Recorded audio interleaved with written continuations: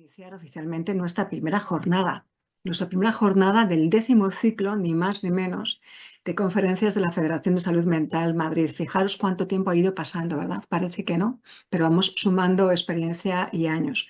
Bueno, como sabéis, creo que todos nos conocemos, todas nos conocemos.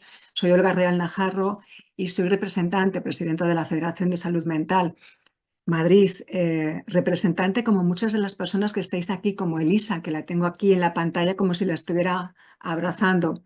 Muchas presidentas, presidentes, miembros de asociaciones de Madrid y de otros sitios. Esto es lo bueno que tiene la virtualidad. Sabéis que nosotras como federación lo que hacemos es intentar trabajar continuamente, casi diríamos que todos los días de la semana, todos los meses del año, por objetivos que para nosotras son muy claros, como la reivindicación política esencial, la defensa de los derechos de las personas que tienen un problema de salud mental y las familias, intentar visibilizar y mejorar la calidad de las personas que tienen un problema de salud mental y las familias, el entorno, la sociedad, y recordar, como se viene diciendo desde hace ya mucho, que no hay salud sin salud mental. Creo que este lema ya nos tiene que quedar claro a todas, ¿no? Hoy es 4 de marzo, efectivamente empezamos esta primera jornada y es una jornada que viene apadrinada o amadrinada por AFAEMO, que es una de nuestras asociaciones y que nos sugirió que por favor contactáramos con Laura Martín López Andrade, que es psiquiatra y coordinadora ETIC. Ahora os explicará ella lo que es coordinadora ETIC, es un término interesante. Es psiquiatra y coordinadora ETIC del Hospital Virgen de la Victoria de Málaga. Está en el proyecto La Burbuja y además es presidenta del movimiento La Revolución Delirante. Bueno, vamos a iniciar esta jornada y os tengo que recordar que cuando terminemos, por favor, firméis esta encuesta de satisfacción que nos va a ayudar siempre a mejorar la organización, la temática. Recordaros también que cuando participemos, Iván se encargará de ir dándonos el turno de palabra según nos vayamos registrando, que intentemos ser breves y sin más dilación. Laura, somos todas oído y con muchas ganas de escucharte y de aprender. Un abrazo a todas y a todos. Empezamos. Bueno, buenas tardes. Veo caras conocidas. Está Alex, está Obdulia, hay mucha gente que conozco. Otra gente que no tiene pantalla, cosa que agradecería, porque ya esto de lo virtual es bastante distante con la gente y, y las pantallas, bueno, ayudan por lo menos a saber que no está hablando sola, aunque en esto de la salud mental muchas veces creemos que estamos hablando sola. Bueno, yo en primer lugar dar las gracias por pensar en mí para este espacio. Me parece que es algo como muy importante para vosotras, ¿no? Este ciclo y es un honor abrirlo este año. Y sobre todo gracias por un poco atreverse a reflexionar sobre cosas que a veces resultan un poco incómodas, ¿no? Yo tiendo un poco a intentar llevar siempre la pregunta hacia lugares que a veces, bueno, no nos gustan del todo, pero que yo creo que en esto de la salud mental, en tanto tiene que ver con el devenir humano, ¿no? Con las personas, pues es algo que debe de estar siempre puesto en cuestionamiento, ¿no? He traído como una pequeña, bueno, una pequeña presentación de diapositivas, sobre todo pensando en la hora, porque no sé, muchas, supongo que coincidiréis conmigo, que acabáis de trabajar y que es un poco como hora de necesito cerrar los ojos, entonces me parece que puede mantener un poquito mejor la atención. No sé a vosotras, pero a mí me va a ayudar un poco. Y luego, bueno, pues lo que comentaba con las compañeras antes de empezar es que, bueno, lo interesante de esto es, bueno, yo voy a lanzar como algunas reflexiones, ¿no? Y algo que tiene que ver un poco con el imaginario y con lo simbólico que tenemos las personas que trabajamos aquí en Málaga en un proyecto conjunto. Son reflexiones que tienen que ver sobre lo que hay y lo que falta, ¿no? Que sería un poco el cuestionamiento continuo que queremos hacer. Y luego, pues quería hablaros un poco del proyecto que estamos realizando en Málaga, por eso me hace especial ilusión que desde la Federación, en este caso de Madrid, me invitáis a esto, pues porque yo estoy trabajando codo con codo con AFENES, que es la federación aquí en Málaga, y porque, bueno, nos hemos dado cuenta de que o trabajamos juntas o o la salud mental pues sigue escindida y sigue representando espacios coercitivos y donde la gente no tiene salida, ¿no?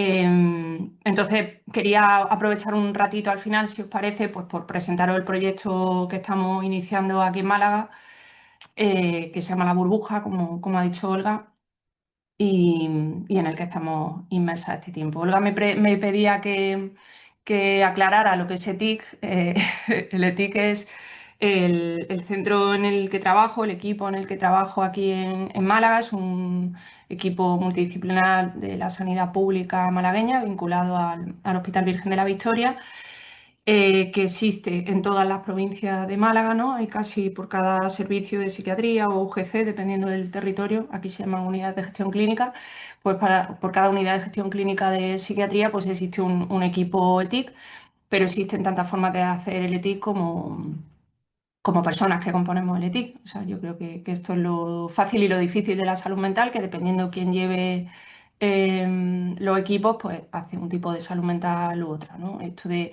que hay una salud mental hegemónica y verdadera y hay otra ideológica, pues es una de las grandes contradicciones que vivimos cuando estamos trabajando con el ser humano. El ser humano se compone de ideas y todo es ideológico. Aquí no estamos hablando de cosas científicas, ¿no? Lo que pasa es que bueno, la ideología puede ir un poco más por los derechos, un poco más por los intereses económicos y del orden social, ¿no? ETIC significa equipo de tratamiento intensivo comunitario, ¿vale? Eso puede decir todo y puede no decir nada. A nosotras lo primero que nos dijo es que no nos encontrábamos cómodas con esas siglas y tuvimos que mantener las siglas porque es un nombre institucional, pero lo primero que hicimos fue cambiar el nombre interno y llamarlo equipo para el trato individual y en comunidad, por eso de que es algo que me atraviesa durante toda mi carrera, que el tratamiento no tiene sentido en salud mental, en tanto viene a rectificar a la gente y que deberíamos abogar por algo que tenga que ver con el vínculo, con la relación y por tanto con el trato, ¿no? Entonces, bueno, esto que parece un cambio mínimo, pues viene un poco a decir que lo que decimos tiene que ver con lo que hacemos, ¿no? Y con lo que somos. Entonces, bueno, nos pareció como importante hacer ese posicionamiento político desde hace 6 años, que es cuando empezamos con este trabajo. Al final, si queréis, dejamos un espacio para reflexiones, preguntas, comentarios. Si hay algo que increpe muchísimo en medio, me podéis, por supuesto, interrumpir, ¿vale? Yo creo que cuando comparta la pantalla os veré aquí a la derecha, pero bueno, no vengo a enseñar nada a nadie, no tengo que enseñar nada a nadie. Voy a hablar un poco de mi experiencia, de lo que la gente que acompaño me ha ido transmitiendo durante estos 20 años y lo que creo que sirve en salud mental y creo que sirve menos, y cómo creo que podemos comprometernos con una salud mental realmente comunitaria, ¿no? No solo de siglas, sino de práctica. ¿Veis la pantalla? ¿Sí? ¿Así la veis mejor? Igual sí, ¿no?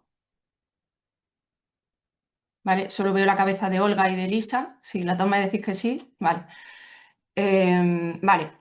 Bueno, la idea es un poco, he puesto este título sobre todo porque me parece que las contradicciones son algo que a nivel social nos incomoda muchísimo, es decir, parece como que hay que salir de las contradicciones, ahora hablaremos un poco de eso.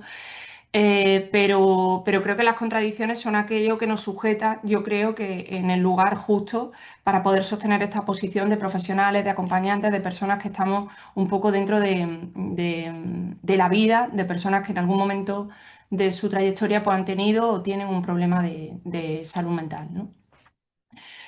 La intervención es algo pues, bastante controvertido, en qué momento intervenimos y en qué momento no intervenimos, y lo comunitario pues, es ese gran cajón desastre en el que todo el mundo, antes lo comentábamos con Olga, pues dice que hace comunitaria y yo no veo que nadie haga comunitaria, porque la comunitaria, ahora lo comentaremos, no consiste en estar en la calle ni en hacer una visita a domicilio, ¿no? Empiezo con una serie de mitos, ¿no? Que son cosas que aparecen un poco siempre que hablamos de la salud mental comunitaria. El primer mito tiene que ver con el poder, voy a pasar un poco por encima de ello. El primer mito tiene que ver con el poder en la medida en que cuando hablamos de salud mental creemos que la salud mental es algo que hacemos todas, ¿no? Que todas estamos en el trabajo de la salud mental y sin embargo la psiquiatría solo la hacen los psiquiatras. Esto tiene directamente que ver con las relaciones de poder, tiene que ver directamente con quién emite el discurso y sobre todo con, ahora lo veremos, esa especie de maquillaje que está habiendo en la actualidad sobre que parece que la psiquiatría es una cosa como antigua y que ahora la salud mental es una cosa mucho más amable, ¿no? ahora emitiré algunos comentarios sobre este tema. El segundo mito tiene que ver con lo comunitario, que es ese falso mito en que comunitario es todo lo que no está en el hospital. Es decir, que si tú tienes un centro de salud mental es comunitario porque está en un barrio y ya lo que hace ahí es comunitario. O que como vas a una vivienda a ver a una persona, lo que haces es comunitario porque lo estás haciendo en una vivienda. O porque estás en un centro de día, eso es comunitario porque es un centro de día y no es una unidad hospitalaria, ¿no? Ese sería el segundo mito. Y el último tiene que ver con las técnicas. Y tiene que ver directamente con las contradicciones que antes os comentaba, ¿no? Que hay que superar las contradicciones, el mito es que hay que superar las contradicciones que se nos presentan mediante técnicas. Esto tiene un poco que ver con el devenir actual de la formación en salud mental, con que es que parece que tenemos como que aprender a hacer las cosas, ¿no? Existe una forma correcta de hacer las cosas, otra forma incorrecta. Que las cosas sean correctas o incorrectas creo que tiene que ver un poco con lo... Un momento que se me ha ido esto, vale.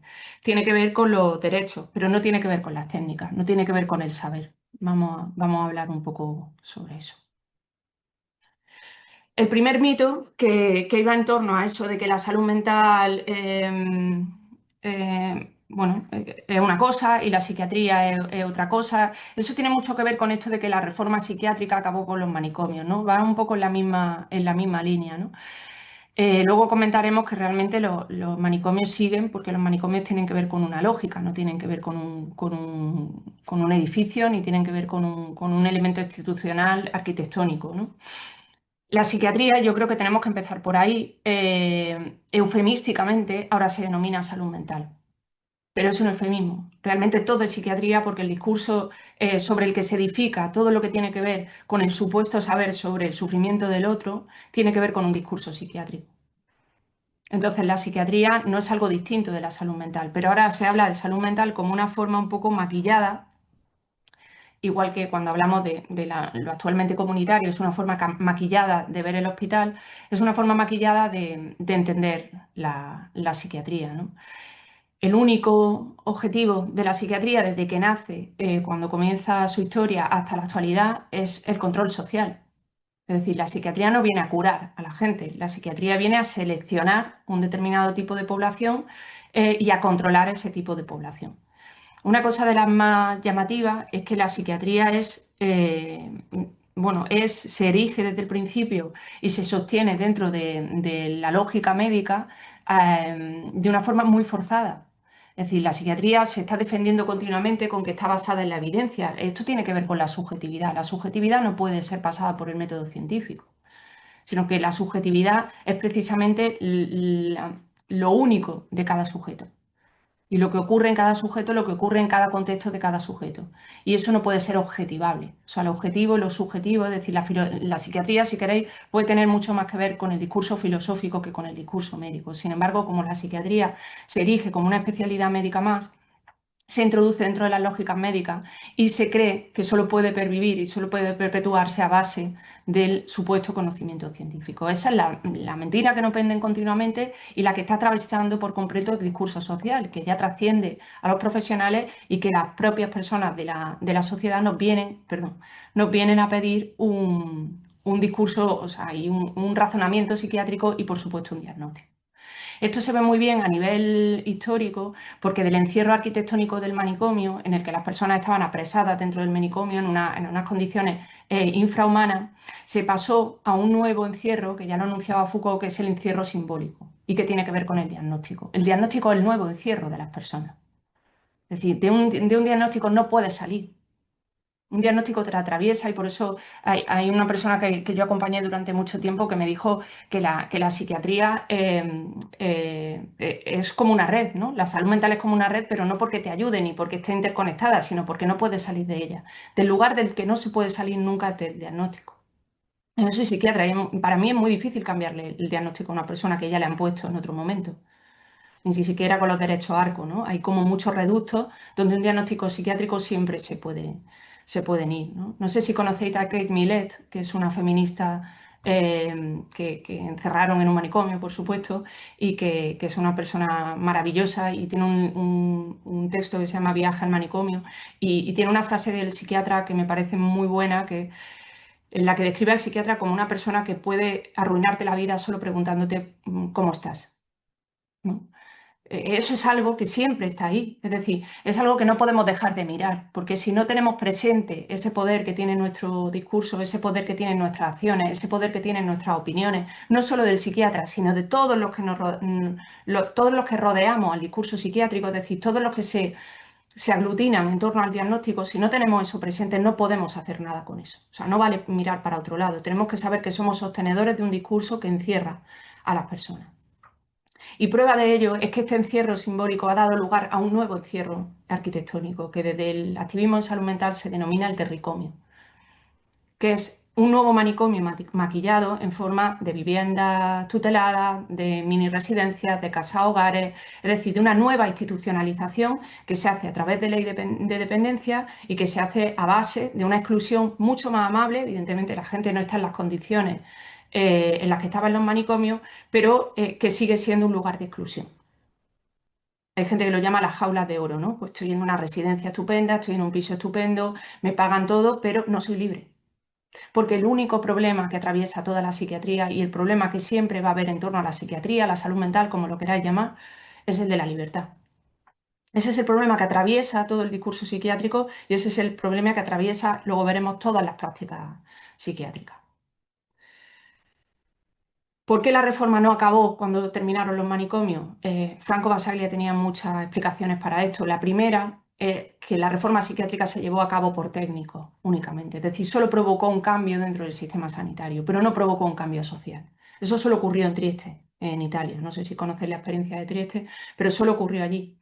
Aquí, ¿qué hicimos? Pues los sanitarios, los técnicos, los distintos movimientos, pues acabaron con el manicomio y crearon un sistema diferente. Pero ese sistema diferente, al ir basándose cada vez más en ese supuesto método que tenía como centro el diagnóstico, volvió a producir un nuevo encierro. Eso lo advertía Basaglia en el 78 en las conferencias brasileñas. Que eso iba a pasar, que iba a pasar con el modelo francés, que iba a pasar con el modelo inglés y, por supuesto, ha pasado aquí en España, que seguimos fundamentalmente el modelo de sectorización francés, ¿no? Entonces se han maquillado los manicomios porque los manicomios son una lógica y son una lógica según la cual hay individuos que deben de ser rectificados. Esa es la base fundamental del manicomio. Es decir, hay personas que están mal hechas, hay personas que están mal, no desde el punto de vista subjetivo, sino que tienen que rectificarse en su conducta, en su pensamiento, en sus acciones. Esas personas deben ser rectificadas. Y esa es la base argumentativa del manicomio y es la base que sostiene los manicomios actuales, maquillados, como digo, en forma de terricomio. Entonces, el diagnóstico siempre es un elemento de segregación. Esto es importante para lo que vamos a decir luego. ¿Qué sostiene el manicomio también? La supuesta evidencia psiquiátrica. Eso de la evidencia científica psiquiátrica, que parece que, bueno, es algo que a fuerza de repetirse, no hay evidencia absolutamente de nada, una cosa terrorífica que está pasando ahora, que está volviendo el electrochoque bajo una supuesta evidencia, y la gente lo llama eufemísticamente TEC, como terapia electroconvulsiva. No, es el electrochoque. No hay ninguna evidencia que nos diga que el electrochoque mejora la vida de la gente, mejora los síntomas de la gente o mejora en absoluto el malestar subjetivo. Sin embargo, se repite que hay evidencia y la gente se lo acaba creyendo. Y esto tiene un apuntalamiento muy importante que tiene que ver con el capitalismo. Es decir, que el diagnóstico no haría nada, la evidencia psiquiátrica no haría nada si no fueran a favor de un sistema que está totalmente sostenido desde el punto de vista económico a través de la industria farmacéutica y de todo el sistema empresarial sociosanitario que se extiende por todo el territorio. Todo el sistema de pisos, todo el sistema de mini residencias que se han convertido en grandes empresas en las que la gente puede que estén muy bien, pero que son empresas, son hoteles, no están hechas para que la gente salga, están hechos para que la gente esté. Entonces, este es el primer mito, que no es que la salud mental sea una cosa y la psiquiatría sea otra, sino que todo tiene que ver con el poder y por tanto todo tiene que ver con la libertad. El otro gran mito, lo comunitario. Lo comunitario es no estar en el hospital, es no trabajar en un hospital, es que una persona no esté ingresada en un hospital, no. O sea, lo comunitario no es lo no hospitalario, no son los pisos, no son las visitas a domicilio. Es decir, tú puedes hacer una psiquiatría, una salud mental, como la queráis llamar, totalmente hospitalaria en un parque, porque es la lógica que tú llevas allí la que hace que tu práctica sea hospitalaria o que sea comunitaria. Es decir, lo comunitario es un dispositivo y todos los dispositivos, eso nos lo enseñaba Foucault, se componen de dos tipos de lógica. Una que tiene que ver con el discurso, que tiene que ver con el saber, y otra que tiene que ver con el poder, es decir, con lo no discursivo. Es decir, que lo comunitario será aquello que tenga un saber, unas relaciones de poder O sea, un supuesto saber y unas relaciones de poder completamente distintas del orden del hospitalario. Es decir, que no se muevan dentro del orden del hospitalario, sino que se muevan en el orden de lo colectivo. En el hospital somos un individuo, somos un cuerpo. En la comunidad somos un colectivo. Y eso son dos formas totalmente incompatibles de ver el malestar humano. Tienen que ver, luego hablaremos de esto, con un individuo y por tanto reducido a un cuerpo, que es lo que hace el discurso médico y el discurso psiquiátrico, y todos los discursos que van con eso, enfermería, psicología clínica, todo lo que vaya en torno a ese individuo y a ese cuerpo tendrá una lógica. Y todo lo que vaya en torno a lo colectivo tendrá que ver algo con lo comunitario, ¿no? Es decir, que en el fondo, y sería una forma un poco como, a lo mejor como muy bruta de decirlo, pero para que se entienda, realmente lo comunitario empieza donde termina nuestra disciplina, donde termina lo que supuestamente sabemos y donde termina el poder que supuestamente ejercemos. Ahí aparece lo comunitario. Es decir, hay que saber deponer lo que creemos saber. Basile decía que una reforma solo se podría llevar a cabo cuando el discurso de los profesionales pudiera retroceder para dejar un espacio para que sean las personas con experiencia las que generaran su propio discurso. Estamos hablando de 1978. Seguimos hablando de lo mismo. Es decir, basta ya de decir los profesionales, todas las redes de fuera, lo que le pasa a una persona. Deja un espacio para que esa persona pueda generar un discurso propio y pueda generar el mal llamado saber profano. No es un saber profano, es un saber en primera persona, es un saber que tiene que ver con la experiencia. Yo tengo que aprender de ese saber, no tengo que ir enseñando a nadie, ¿no? Esto que genera un poder restablecido. Una cosa que ahora se habla muchísimo y estos discursos, ¿no?, que se van instalando y que todo el mundo habla de ellos, es del empoderamiento. El empoderamiento es una bobada. Para que una persona se empodere, primero pregúntate quién le ha quitado poder. Y segundo, esa persona que le ha quitado poder o ese colectivo que le ha quitado poder tiene que deponer ese poder a favor de esa persona. Es decir, en la relación, si queréis, como clásica en salud mental, es imposible que una persona vuelva a asumir el poder sobre su vida, sobre su libertad, si yo como psiquiatra o como representante de la institución psiquiátrica no cedo ese poder. No sé si no sé si me explico, pero tiene que ver un poco con que el poder ni se crea ni se destruye, solo se transforma. Es decir, yo tengo que ceder un poder como psiquiatra para que la persona sea libre, porque tengo que ser consciente y tengo que ser responsable del poder que ejerzo. Con una palabra, con un gesto, con una opinión, ejerzo muchísimo poder sobre otra persona. ¿Qué es lo comunitario? Otra forma de definirlo. Es aquello que consideramos como parte del problema y también parte de la solución. Es decir, no me vale con esta clínica un poco que se está haciendo ahora de yo te cubro todo desde el punto de vista clínico y luego viene lo social a cubrir tus necesidades. Como si fueran, ahora luego hablaremos de eso, como si fueran dos lugares disociados y no tuvieran que ver. Lo comunitario tiene que ver con por qué surgen los problemas y por qué surge el sufrimiento, y lo colectivo también tiene que ver con cómo podemos aliviar ese sufrimiento y cómo podemos mejorar las condiciones de vida de la gente para que no sufra tanto. No de rectificar a la persona individual para que no sufra, sino de mejorar las condiciones de vida de la gente afectivas, históricas, económicas, biográficas, de acompañamiento, cómo podemos mejorar esas condiciones de vida para que la gente no sufra tanto. Entonces tiene que ver con un cambio colectivo, no con un cambio individual ni aplicado sobre un individuo. No es un método quirúrgico. La salud mental no tiene que ver con la cirugía. No es una intervención sobre un individuo. Ahí aparece la palabra intervención. Entonces lo político directamente atraviesa lo clínico. Es decir, no existe síntoma, si entendemos el síntoma como una defensa del individuo, que no tenga un efecto interno, subjetivo, si queréis, como de defensa subjetiva. Una persona elabora síntomas cuando no puede con la angustia y necesita darle forma a esos síntomas, sino que también tiene un efecto y un sentido político. Todos los síntomas tienen algo de grito a los demás, de grito a la sociedad, de protesta, de reivindicación. Desde el síntoma más leve, como puede ser un insomnio, hasta escuchar voces. Desde cortarse, como muchas personas se cortan como una forma también política y que tiene distintos significados subjetivos, a consumir tóxicos. Es decir, todo tiene algo que tiene que ver con una reparación interna y también con un grito hacia lo externo. Entonces, todos los síntomas tienen algo de lo político. Por este efecto y también porque lo político se introduce dentro del sujeto. Es decir, lo político, lo colectivo, está dentro del sujeto, no está fuera. Basaglia definía lo comunitario como aquel lugar donde los profesionales nos encontrábamos incómodos. Es decir, eso me lo pregunta a mí mucha gente que viene a rotar con nosotros, pero ¿qué es eso de lo comunitario? Y yo siempre les respondo, pues, te darás cuenta de que estás en lo comunitario cuando no sepas muy bien qué hacer.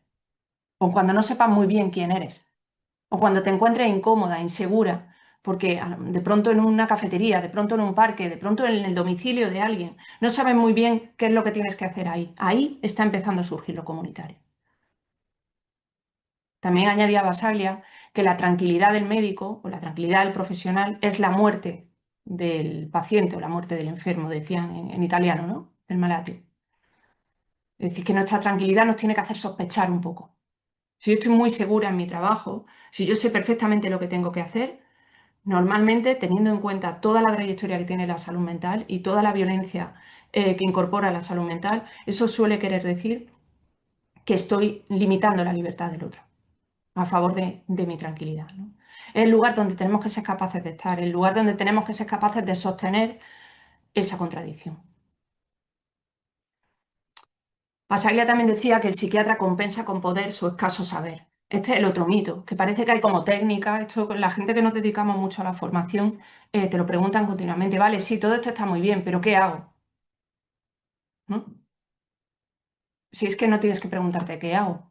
La buena técnica o una buena formación es aquella que te permite hacerte preguntas, pero no responderlas. Porque todo lo que sea responder preguntas siempre va a intentar, va a invadir o va a ocupar el lugar que lo ocupa, que necesita el otro. Es decir, que nosotras necesitamos formación. Necesitamos estar formadas un poco para guiarnos en la clínica, pero es nuestra formación. Eso no nos legitima hacia las prácticas. La técnica no puede legitimar hacia las prácticas porque las prácticas son realmente lo revolucionario. Lo que permite que hagamos las cosas de otra forma. Es hacer una pregunta cambiada. Es decir, en vez de ¿qué hago? ¿Qué le pasa? Y cuando tú le preguntas a una persona qué le pasa o qué necesita, ¿no? Que son un poco las preguntas que abren siempre las relaciones en mi equipo, no solo que lo preguntes, sino que estés dispuesta a aceptar esa respuesta y que estés dispuesta a poner el cuerpo en esa respuesta que se formula ahí. Porque no me vale que te digan, me pasa esto o necesito esto y tú digas, esto no es mío. Si tú dices esto no es mío, ya se ha anulado por completo la pregunta, ¿no? Te vuelves a posicionar en un lugar técnico. Yo soy psiquiatra y yo lo que vengo aquí es a poner medicación, a diagnosticarte, ¿no? A todo este periplo un poco ridículo en que nos hemos convertido los psiquiatras, que solo somos diagnosticadores, o sea, diagnosticamos, prescribimos y derivamos. Eso es la ridiculez de la psiquiatría. Yo no sé por qué hay que estudiar tantísimos años para hacer eso, porque no, eso se aprende en 10 minutos. Lo complejo de nuestro trabajo es que tenemos que hacer preguntas y tenemos que ser capaces de sostener esas preguntas delante de las personas y que tenemos que ser capaces de ponernos a disposición de las respuestas que nos dan a esas preguntas, ¿no? La curiosidad, que es algo que se ha perdido por completo en la salud mental. Que te interese la gente. O sea, bueno, flipo iba a decir, perdona, esto son las horas, pero me sorprende muchísimo que haya gente que trabaja en salud mental que no le gusta a la gente, que no le gusta estar con los demás, que no tiene curiosidad por qué le gusta al otro, por pasar tiempo con los demás. Es decir, hay gente que realmente eso no le gusta. Y todas nuestras herramientas de trabajo tienen que ver con el vínculo. Y todas las herramientas de trabajo ocurren en el seno de una relación. Había una chica que yo acompañaba en Valladolid que siempre me decía que la mitad del trabajo de los psiquiatras está hecho siendo buena gente. Dice, si solo con ser un poco de buena gente ya tienes la mitad del trabajo hecho, no es tan difícil. Decía, así es que yo me he encontrado tanta violencia en mi vida que solo con que alguien me atienda con una sonrisa o yo qué sé, o que sea agradable, simplemente agradable, ya con eso estoy mejor. O sea, partimos de niveles muy bajos, pero es verdad que la curiosidad sobre el otro, la curiosidad sobre el ser humano, por eso digo que esto está mucho más cercano al pensamiento filosófico y a lo que tiene que ver con la reflexión sobre la humanidad que con las células, los neurotransmisores o lo que se ilumine en cualquier zona del cerebro, ¿no? El tema de las técnicas también es importante porque hay algo de lo que tenemos que ser muy conscientes, que es que en salud mental no nos sabemos sentir incómodas y no sabemos sostener el no saber qué hacer. Y cuando una persona un profesional se siente incómodo en salud mental, normalmente hace algo violento. No porque esa persona sea mala persona, sino porque toda la trayectoria y toda la historia de nuestra disciplina y todas las intenciones que tienen que ver con el poder y con el control social de nuestra disciplina se nos imponen cuando nos sentimos inseguras. Es decir, eso en formación pasa mucho, ¿no? Tú cuando ves a la gente en formación y de pronto se sienten inseguros, dices, va a hacer algo raro. Eso ocurre de continuo, ¿no? ¿Por qué? Pues porque toda la historia de la psiquiatría está basada en el encierro. O sea, todos los postulados psiquiátricos tienen que ver con los encierros y todo el saber psicopatológico se ha edificado sobre la observación de personas presas en los manicomios. Es decir, las primeras clasificaciones psiquiátricas, sobre todo las krepelinianas, ¿no? Las que tienen que ver con la psiquiatría alemana, que son los precursores del DSM, son de observación de individuos que estaban dentro de los manicomios, no de personas libres, sino de personas ya encerradas, ¿no?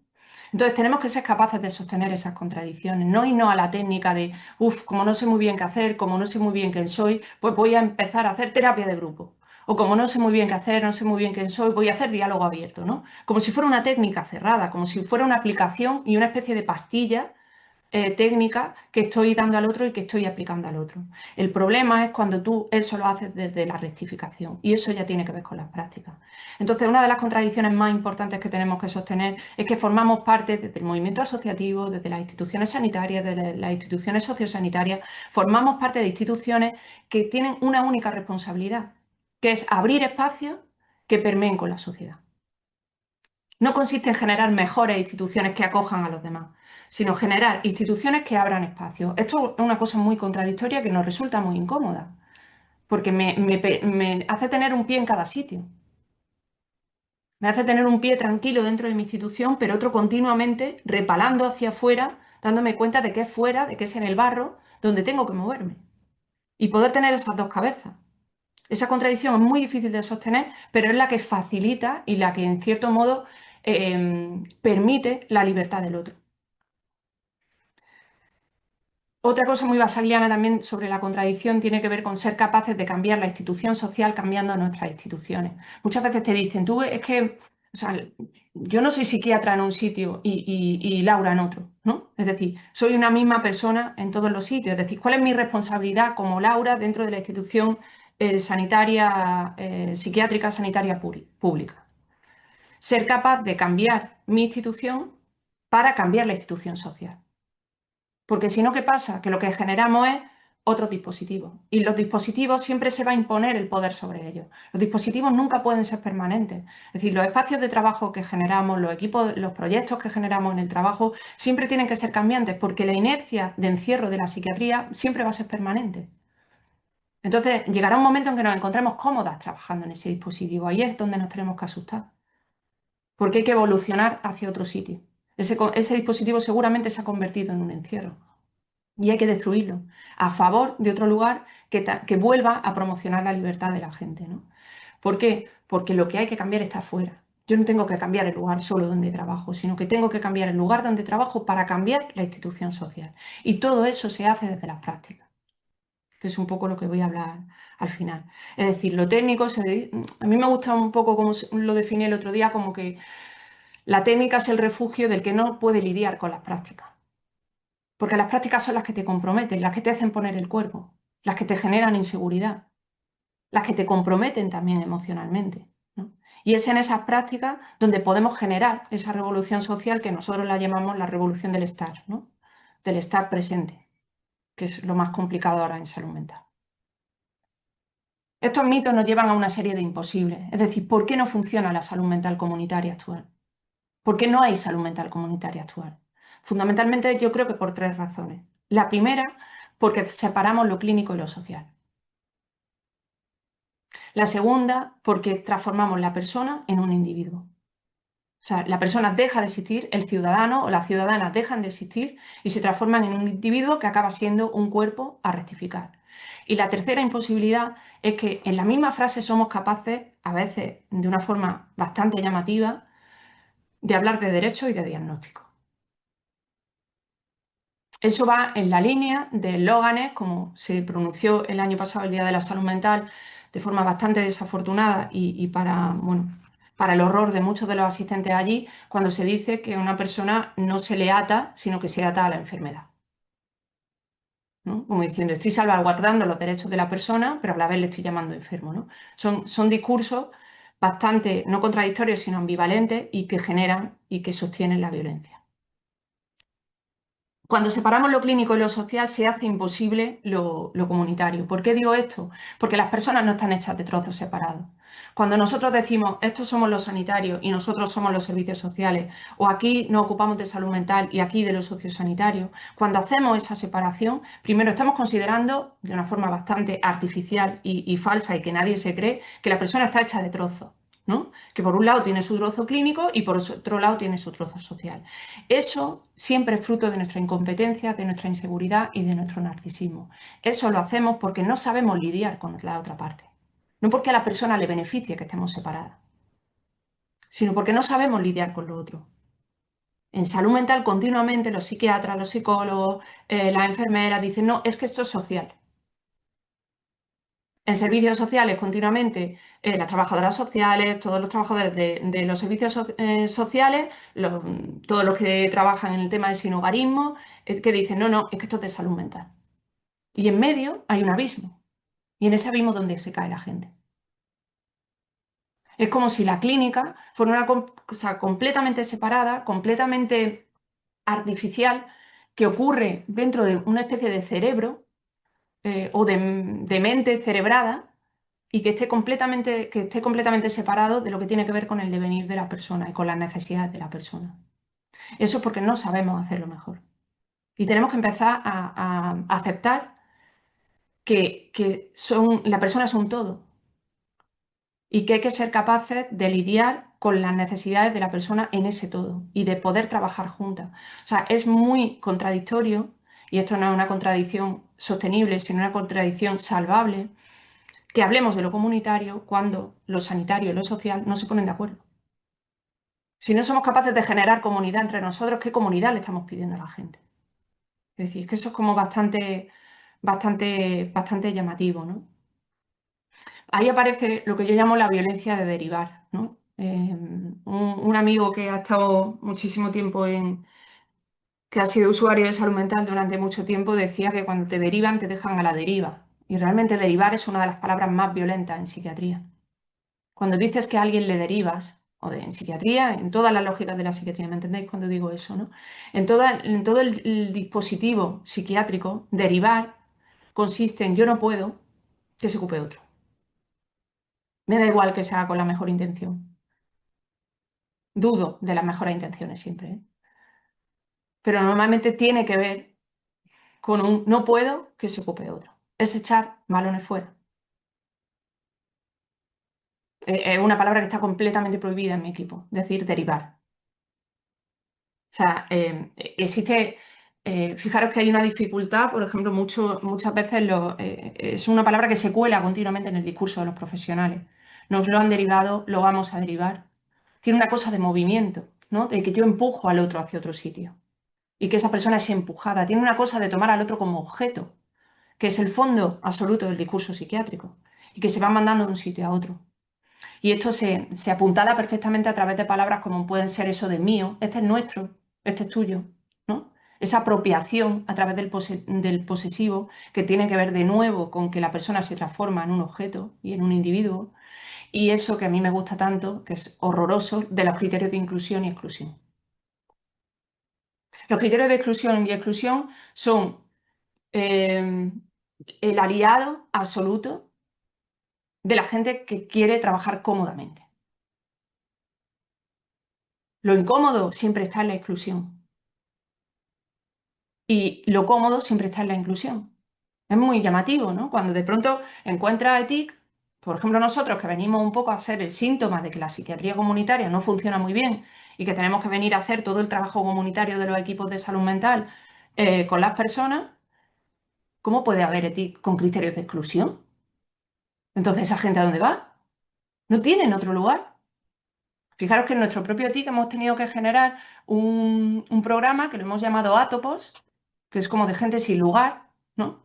Lo hemos llamado sin lugar porque no eran solo gente sin hogar, sino sin lugar totalmente en los abismos del sistema. Servicios sociales no los quiere, sin hogarismo no los quiere, salud mental no puede con él. Y esa persona se queda en un abismo y de pronto tú te acercas a ese abismo y la persona, las necesidades que te pone delante son completamente naturales respecto a la posición que está teniendo. Pero cómo consume es un criterio de exclusión. Y nadie se pregunta, ¿yo sería capaz de sobrevivir en la calle sin consumir? Eso no se lo pregunta a nadie. Te llegan a decir, hasta que no deje de consumir, no le doy una plaza. Eso ocurre todos los días, ¿eh?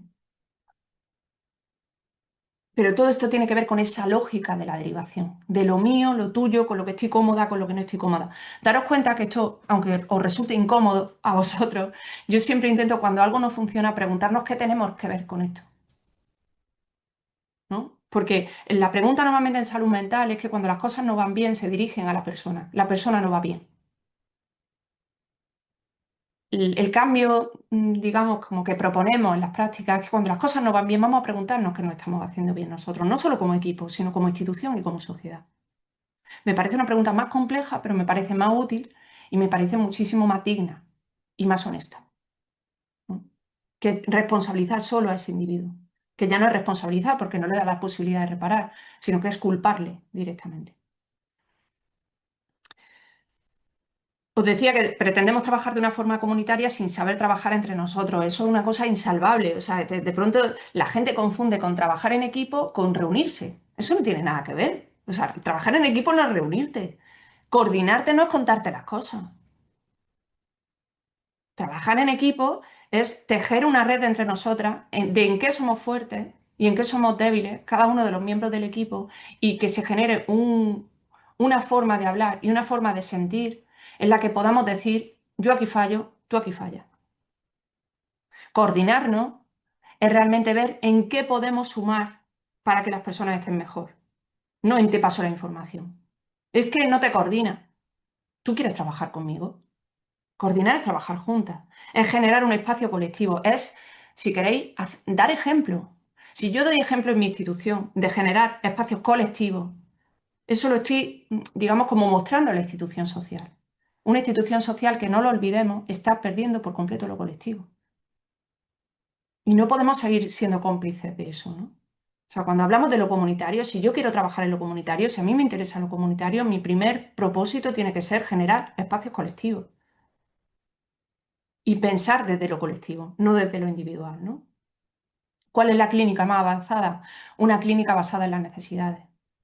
Es lo que os decía antes. Si una persona tiene cubiertas sus necesidades, la clínica baja. Es decir, si yo, desde situaciones muy precarias, de gente que no tiene dónde ducharse, que no tiene que comer, que no tiene dónde dormir, que no tiene ni un duro, y de pronto te llega a urgencia y alguien le pone un neuroeléctrico de 500 euros al mes, se nos ha ido la cabeza. Vamos a ver, una persona, ¿realmente el problema es que oye voces? Esas son las dos formas de hacer clínica. O yo me baso en, primero bajo los síntomas y luego cubro las necesidades, eso es el 95% de la clínica que se hace ahora, o 99% si me apuráis. O yo ayudo a cubrir las necesidades, no las cubro solo yo en un sentido de caridad, sino acompaño en la cobertura de esas necesidades y luego miro a ver cuánta clínica queda. Esto desde el punto de vista subjetivo es tremendamente más riguroso, desde el punto de vista, si queréis, fenomenológico es más riguroso, desde el punto de vista social es muchísimo más comprometido y desde el punto de vista económico, si me permitís ese apunte, es muchísimo más eficiente. Y de paso, pues no le damos más dinero a los laboratorios. ¿Qué aleja también de la comunidad? Ver a la persona como un individuo. Es decir, hacer esa transformación que hace el discurso psiquiátrico y de la que somos cómplices, aunque no queramos, de que de pronto vemos a un ciudadano, a una ciudadana que es libre, ¿vale? Las personas son libres, las personas son capaces por ley, afortunadamente ya se ha puesto por ley desde la Ley 8 del 2021, las personas son completamente capaces, son libres, entonces a través de un proceso de salud mental la transformo en un individuo completamente aislado del resto y no solo miro al individuo que lo descontextualizo de todo lo que ocurre, sino que solo me fijo en su cuerpo. Transformo al sujeto en un objeto, transformo a la persona en un individuo. Son distintas formas de decir. Fijaros que Seikula decía, el del diálogo abierto, que la persona, la psicosis la explica como una caída del tejido social. Es decir, cuando tú te caes del tejido social, eso quiere decir la psicosis, ¿no? La psicosis quiere decir eso. No hay ciudadanos ni ciudadanas de primera y de segunda. Por supuesto, no hay enfermos mentales. La enfermedad mental no existe. No hay una enfermedad de la mente. Cuando la gente habla de enfermedad mental, está diciendo enfermedad del cerebro. No hay ninguna prueba de que el cerebro esté enfermo. Es decir, esto hay un chico que es filósofo y que también acompaña mucho tiempo en Valladolid, lo repetía continuamente. Dice, pero vamos a ver, que alguien me explique lo que es la mente y luego le diré si la tengo enferma. La mente, que es un concepto filosófico complejísimo, lo hemos simplificado y lo hemos llevado como al cerebro, y ese cerebro, que no hay ninguna prueba de que tenga ningún tipo de causalidad la supuesta enfermedad mental en el cerebro, ni en el cuerpo, ni absolutamente nada, pero no lo hemos creído como una especie de dogma de fe. Esto sí que es una ideología, ¿eh? Es una creencia absoluta, casi un delirio.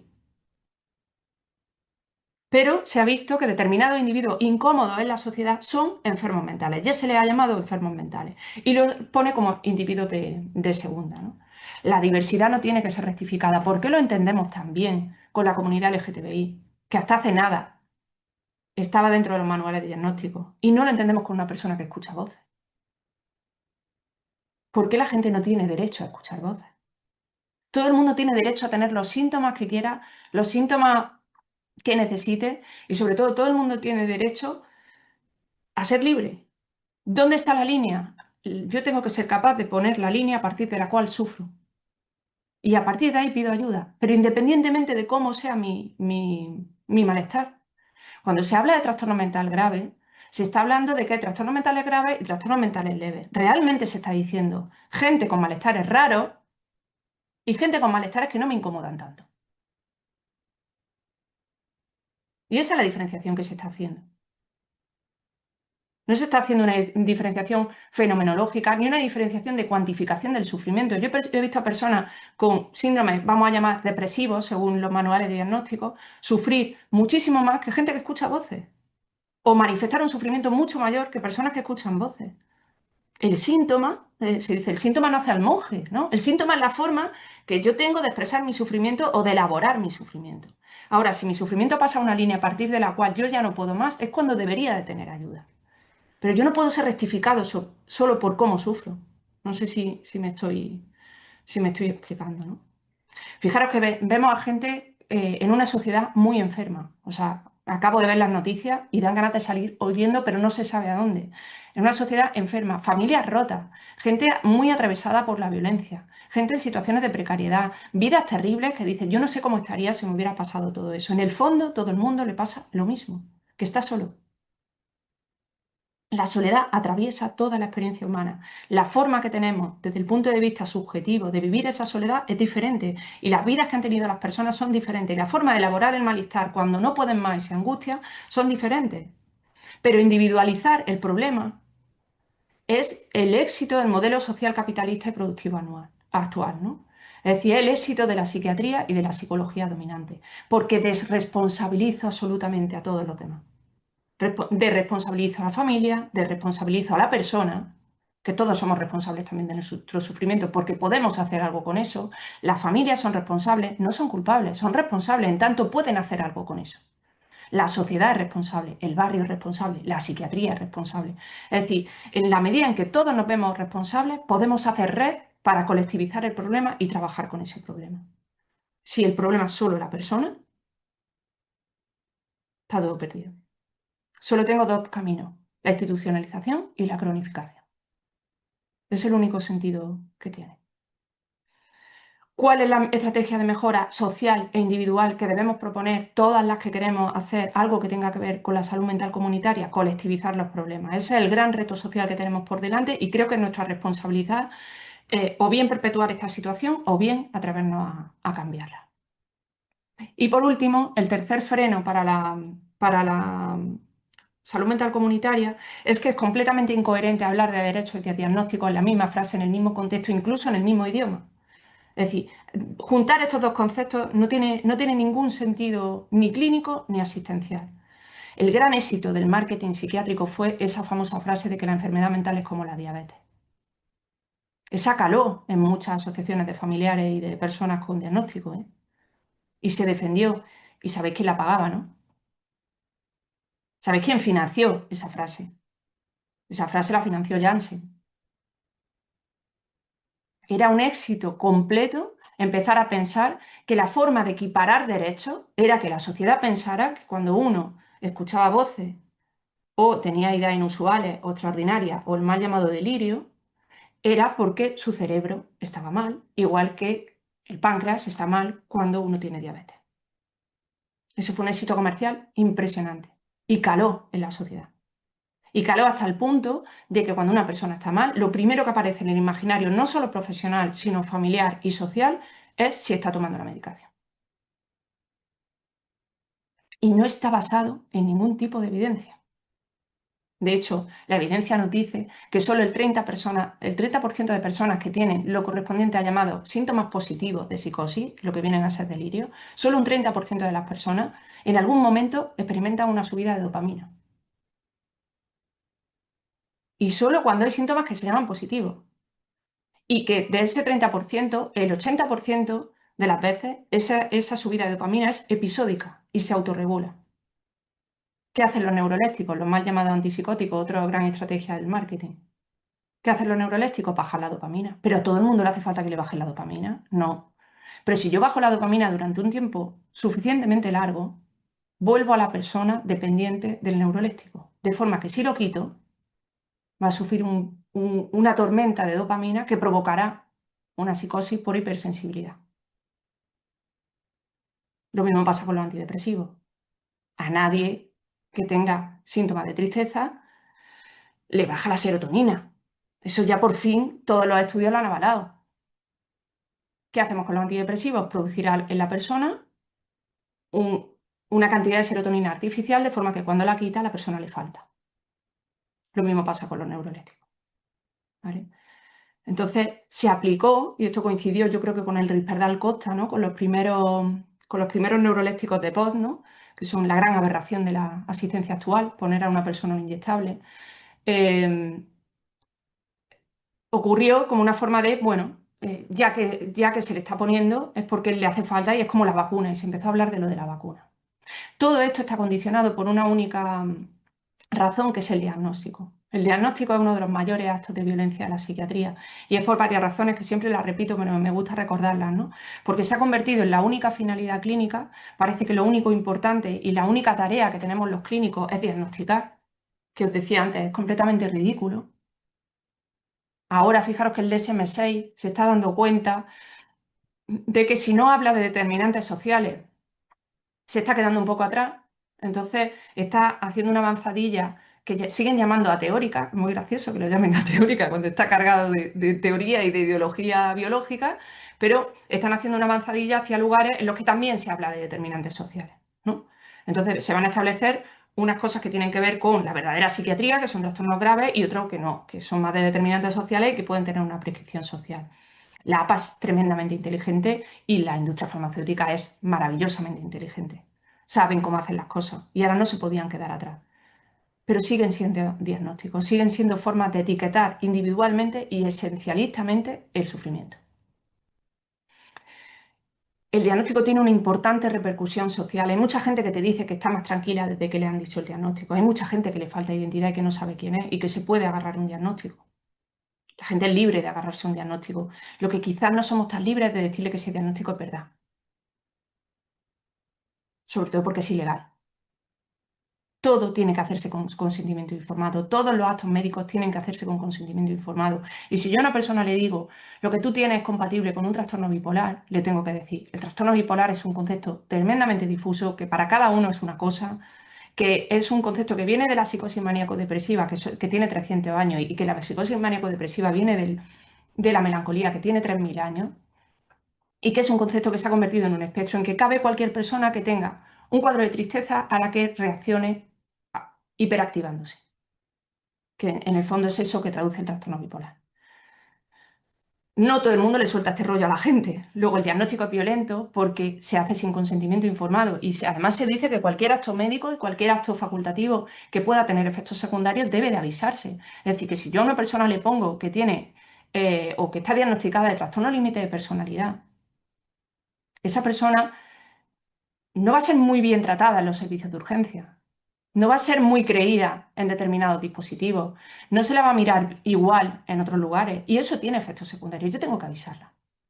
Igual que cuando alguien te viene y te dice, mira, es que quiero pedir la discapacidad, hazme un informe. Le tienes que decir qué consecuencias tiene ese informe que vas a hacer y que ese informe no lo vas a poder borrar y que eso queda escrito, que si le compensa, avísale y deja que la persona decida. Pero según la ley, estamos obligados a dar toda la información disponible, la que me conviene y la que no me conviene. O sea, es la honestidad. Y como los diagnósticos se hacen sin honestidad, son violentos. Además, tienen una alta capacidad performativa. Se dice que el diagnóstico hace al enfermo. Hay un compañero, Fernando Valius, no sé si lo conocéis, que es el autor de Desmesura. Es una persona tremendamente potente dentro del activismo, además de filósofo. Y él siempre, muchas veces en las formaciones, hace un ejercicio muy interesante con la gente que está en formación y que se incorpora a la salud mental, en la que le pide a la gente que se imagine una persona diagnosticada de esquizofrenia y que la describa. Y siempre aparecen unos fenotipos característicos. Y esos fenotipos que tienen que ver con el sobrepeso, con la mirada perdida, con incluso ciertas indumentarias, ¿no? Y aparece como el prototipo que esas personas recién incorporadas a la salud mental traen desde lo social respecto a una persona diagnosticada de esquizofrenia. Y él luego va repasando todos esos puntos que le ha dado a la gente de descripciones físicas y el 99% son atribuibles a la medicación. Es decir, el diagnóstico, la medicación, que es, bueno, que está en la puerta de entrada de la medicación es el diagnóstico, la puerta de entrada en las instituciones es el diagnóstico, tiene un efecto performativo. La persona se transforma en eso que se le ha dicho a través del diagnóstico. Una cosa que me llama muchísimo la atención y que no sé si vosotras estáis teniendo esta sensación últimamente, es que se está volviendo a hablar entre los clínicos de un concepto que yo creía completamente desechado en salud mental. Pero bueno, ha vuelto el electrochoque, esto ya no me extraña. Que se habla de deterioro. Es que esta persona tiene mucho deterioro. O es que el tiempo de psicosis no tratada aumenta el deterioro. El deterioro es un concepto crepeliniano que tiene que ver con la demencia precoz. Cuando se hizo la reforma psiquiátrica y se abrieron los manicomios, mucha gente que conoceréis, que trabajó en esos tiempos, lo dirá, se vio que realmente el efecto que tenía la institución era ese deterioro, pero que en el momento que la gente no estaba institucionalizada, ese deterioro no aparecía. Eso no era una cosa de la enfermedad, eso era una cosa producida por el encierro social, por la falta de estímulos, por la institucionalización. Ahora se está volviendo a ver el deterioro. Pero nadie se pregunta si es porque estamos institucionalizando a la gente o la estamos cronificando con fármacos, con mandalas, con macramé y con todo esto que ponemos a hacer a la gente como si fuera imbécil. Perdona que lo diga así, ¿eh? Eso tiene un efecto. Si tú tratas a una persona como capaz, es capaz. Si tú la tratas como incapaz, se acabará convirtiendo en incapaz. Tenemos muchísimo poder a nivel individual y a nivel colectivo. Porque si a una familia le decimos que esa persona no va a poder, esa persona no va a poder. Porque necesita a su familia, necesita a su red social. También el diagnóstico es muy violento porque anula la responsabilidad subjetiva, es decir, hace que la persona sea un ser pasivo respecto a lo que le está pasando, que no puede hacer nada con eso, que eso le sobreviene como el que se le cae una maceta encima de la cabeza, pues me ha caído una esquizofrenia. No, lo que te pasa tiene que ver contigo y tenemos que trabajar eso, ¿no? Fijaros todo el trabajo que hay a nivel de los escuchadores de voces, que abre un campo completamente diferente de cómo vivir con las voces y de cómo trabajar con las voces. Y eso tiene que ver con el trabajo en primera persona y con todo el conocimiento en primera persona y hacerse responsable del propio síntoma. La persona, el entorno, es decir, la institución, es decir, viendo cómo todos nos hacemos responsables de los síntomas que van apareciendo y de las necesidades que van apareciendo. Con el diagnóstico, todos nos lavamos las manos. Fijaros cuando se dice que es resistente al tratamiento. ¿A qué tratamiento? Al tuyo. Pero es que a lo mejor a otro tratamiento no es resistente. Además, el tratamiento siempre es farmacológico. Fijaros, no es resistente a ir todos los viernes al cine. Es resistente al neuroléctico que le has puesto. Pero no es resistente al trato, no es resistente a una charla, no es resistente a un paseo, ¿no? Se ha reducido, y por eso la palabra tratamiento es una palabra tan controvertida ahora, se ha reducido a la rectificación.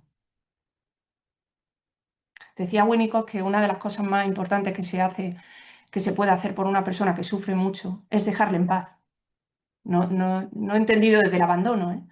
Pero sí desde ese exceso de intervencionismo que tenemos muchas veces con la gente, ¿no? De reparación, como si llegáramos ahí con nuestras herramientas a reparar el malestar, ¿no? Desde esa posición omnipotente que a veces tenemos desde los profesionales.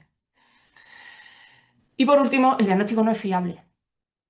3 clínicos vemos a la misma persona con los mismos síntomas y damos 3 diagnósticos diferentes. No es fiable. Y la base de un diagnóstico médico es que sea fiable. Es decir, si yo voy al cardiólogo, quiero que me digan si tengo una estenosis mitral. Y me enfado si me dice que tengo un cólico renal y se equivoca. Pero en salud mental esto no es así. 2 personas, incluso con la misma corriente ideológica, si queréis, o con el mismo modelo psicopatológico, podemos ver o iluminar síntomas diferentes y entender lo que le está pasando a la persona de otra forma. Pero es mi forma individual de entenderlo, no es una verdad. Luego los diagnósticos no son fiables y empiezan no siendo fiables si nos damos cuenta de cómo se hacen los diagnósticos, que se hacen a mano alzada. El DSM se hace a mano alzada, no se hace por ningún criterio científico, se hace en base a un consenso de gente pagada por la industria farmacéutica. Luego, fiarnos de eso me parece un poco irresponsable y condicionar la vida de la gente a través de eso me parece bastante, debería de ser ilegal. Una clínica respetuosa con los derechos siempre será una clínica sin diagnóstico. Se puede hacer una clínica sin diagnóstico, se puede trabajar en salud mental sin diagnóstico. Yo lo hago todos los días. No me ayudan a entender a la gente, todo lo contrario. Me ayudan a entender todas las violencias a las que ha sido sometida antes de conocerla. Que no tener diagnósticos no quiere decir que yo no tenga instrumentos clínicos que me ayuden a veces a entender cosas complicadas, o por lo menos a acercarme a cosas complicadas, pero no me las creo como una verdad. Las entiendo como instrumentos que yo tengo para acercarme al conocimiento, pero no como verdades, ¿no? Porque la verdad es la de cada persona. Y unas prácticas que acompañen desde la libertad siempre irán dirigidas a borrar los diagnósticos. Es decir, no es compatible, sería un poco el resumen, hablar de diagnóstico y hablar de derechos. Son 2 campos completamente separados. ¿Cómo podemos hacer posible una salud mental comunitaria? Un poco en resumen sería si no hay clínico o social, sino que hay necesidades, y las necesidades no increpan a todas y cada una seremos buenas en cubrir unas necesidades o buenas en cubrir otras, y sería también interesante en aprender a cubrir otras necesidades distintas a las que yo tendría. ¿Por qué? Porque me facilita ponerme a disposición de la gente. Y eso es lo verdaderamente revolucionario en salud mental, que tú estés a disposición del otro. Fijaros lo que horizontaliza los cuidados eso, ¿no? Luego hablaremos de eso. Que todas las personas son únicas y forman parte legítima de la sociedad. Vamos a seguir la Convención de Derechos de Personas con Discapacidad, vamos a seguir la Ley 8/2021. Todo el mundo tiene derecho a ser como es. Y todas las formas de ser son legítimas, salvo las que cometan un delito, ¿no? Para eso está la ley. Si tú cometes un delito, ahí está la ley. Y salvo a nivel subjetivo cuando yo pase mi línea de sufrimiento. Si yo paso mi línea de sufrimiento, necesito un acompañamiento. Pero no por ser así o así, no porque desde fuera eso no sea adecuado, ¿no? Esa es otra palabra que se utiliza mucho en salud mental, es que está inadecuado. Fijaros qué sentencias decimos todos los días, ¿no? Los profesionales, yo creo que estamos llamados a cambiar la sociedad.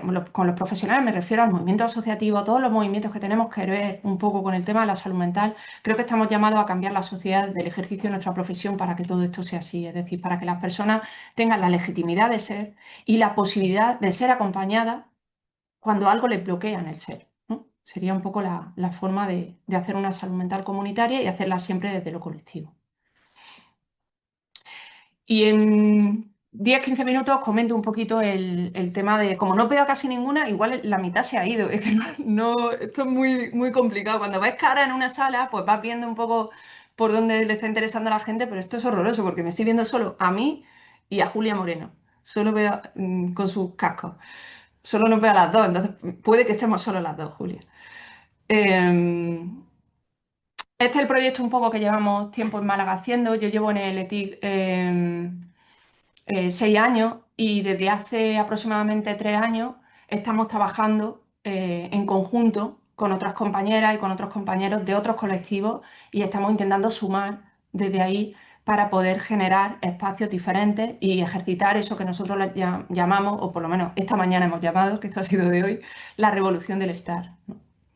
Porque creemos que el verdadero acto revolucionario en salud mental es ser capaces de estar, ¿no? Y esto tiene un efecto social brutal. Socialmente no somos capaces de estar, ¿no? No estamos con otros. Y yo creo que eso tiene mucho que ver con este malestar social que nos está dando en la cara y que realmente se está manifestando cada vez en edades más precoces, ¿no? Hay que ser capaces de estar y de sostener ese estar. ¿Quiénes estamos en este embolado de la burbuja? Pues el ETIC, que es el equipo donde trabajo, donde tengo la suerte de trabajar, con unas compañeras magníficas, que somos pues, psiquiatras, psicólogas, enfermeras especialistas de salud mental, monitoras de FAISEM, y que trabajamos desde la salud mental pública del Hospital Virgen de la Victoria de Málaga. Mariscal, que es un proyecto muy interesante que ahora os comentaré, ¿no? que puso en marcha FENE hace casi 3 años también, que es un espacio totalmente extrainstitucional, un espacio abierto de encuentro de la gente, que no es un dispositivo y donde se genera el apoyo mutuo y la relación entre las personas que acuden a ese espacio o que lo usan. La Casa Libre, que es un proyecto que tenemos con Hogar Sí desde el ETIC para facilitar el acceso a la vivienda a personas en situación de sinhogarismo con problemas de salud mental, que no son aceptadas en otros dispositivos. Y hemos incluido también a las compañeras de FAISEN, tanto el SOAE como el programa Sin Hogar, en esto de que en España el único servicio sociosanitario que sigue siendo público es en Andalucía, en salud mental. Solo FAISEN sigue sosteniendo lo público en Andalucía y creemos que FAISEN necesita también incorporarse a nuevos discursos, nuevas lógicas, lo están pidiendo y quieren participar de este cambio y generar espacios diferentes, ¿no? Entonces, un proyecto de colaboración interinstitucional para la salud mental comunitaria en Málaga. ¿Por qué os digo un poco este rollo? Porque lo chulo de la burbuja es que desde experiencias individuales de personas que trabajamos en equipo y de experiencias individuales de los equipos, hemos generado una experiencia colectiva. Eso es lo que nos parece como más chulo porque ha permitido que cada uno trabajando en nuestro sitio, que estábamos como muy cómodas, ¿no? Podamos hacer la reflexión de dónde estamos trabajando y hacia dónde estamos trabajando, y en esa reflexión nos hemos unido y hemos generado una experiencia colectiva que promueva un cambio, ¿no? Esto es lo que os decía, la diferencia de ir desde lo técnico, ¿no? Pues yo, por ejemplo, soy psiquiatra y yo coordino este equipo y esta es mi función. Eso sería lo técnico. ¿Qué sería lo práctico? Generar un espacio colectivo con mi equipo, reflexionar desde mi equipo, ver qué necesidades está teniendo la gente que no estamos cubriendo, buscar en la red qué otras personas están cubriendo esas necesidades, ver cómo podemos colaborar y generar un espacio común que incluya a las personas para las que estamos trabajando. Entonces, eso es pasar de lo técnico a lo práctico. Porque en el primer argumento me estaba poniendo yo en el centro y en el último argumento estoy poniendo en el centro a la persona. La persona no necesita un psiquiatra, necesita un cambio social. Y para hacer ese cambio social, yo tengo que participar en lo social. No sé si me explico, pero bueno, ese sería un poco como el planteamiento. Si llevamos a cabo cambios que solo impliquen a los técnicos, a nosotras como profesionales, conseguiremos cambios únicamente técnicos, nunca vamos a conseguir cambios en las prácticas. Entonces, nuestra idea es que si nosotros seguimos, o sea, serían como los 3 principios desde donde parte la burbuja, ¿no? Que si solo lo hacemos los técnicos, solo provocaremos cambios técnicos y nunca vamos a cambiar las prácticas.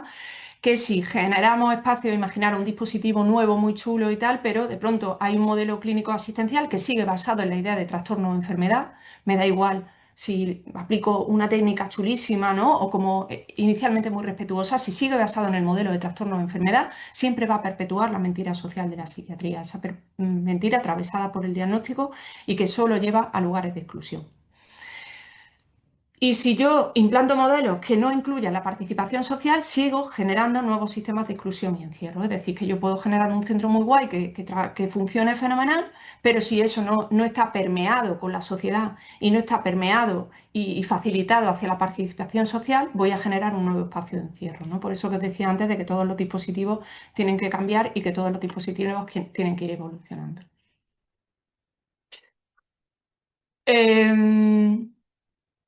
¿Qué intentamos?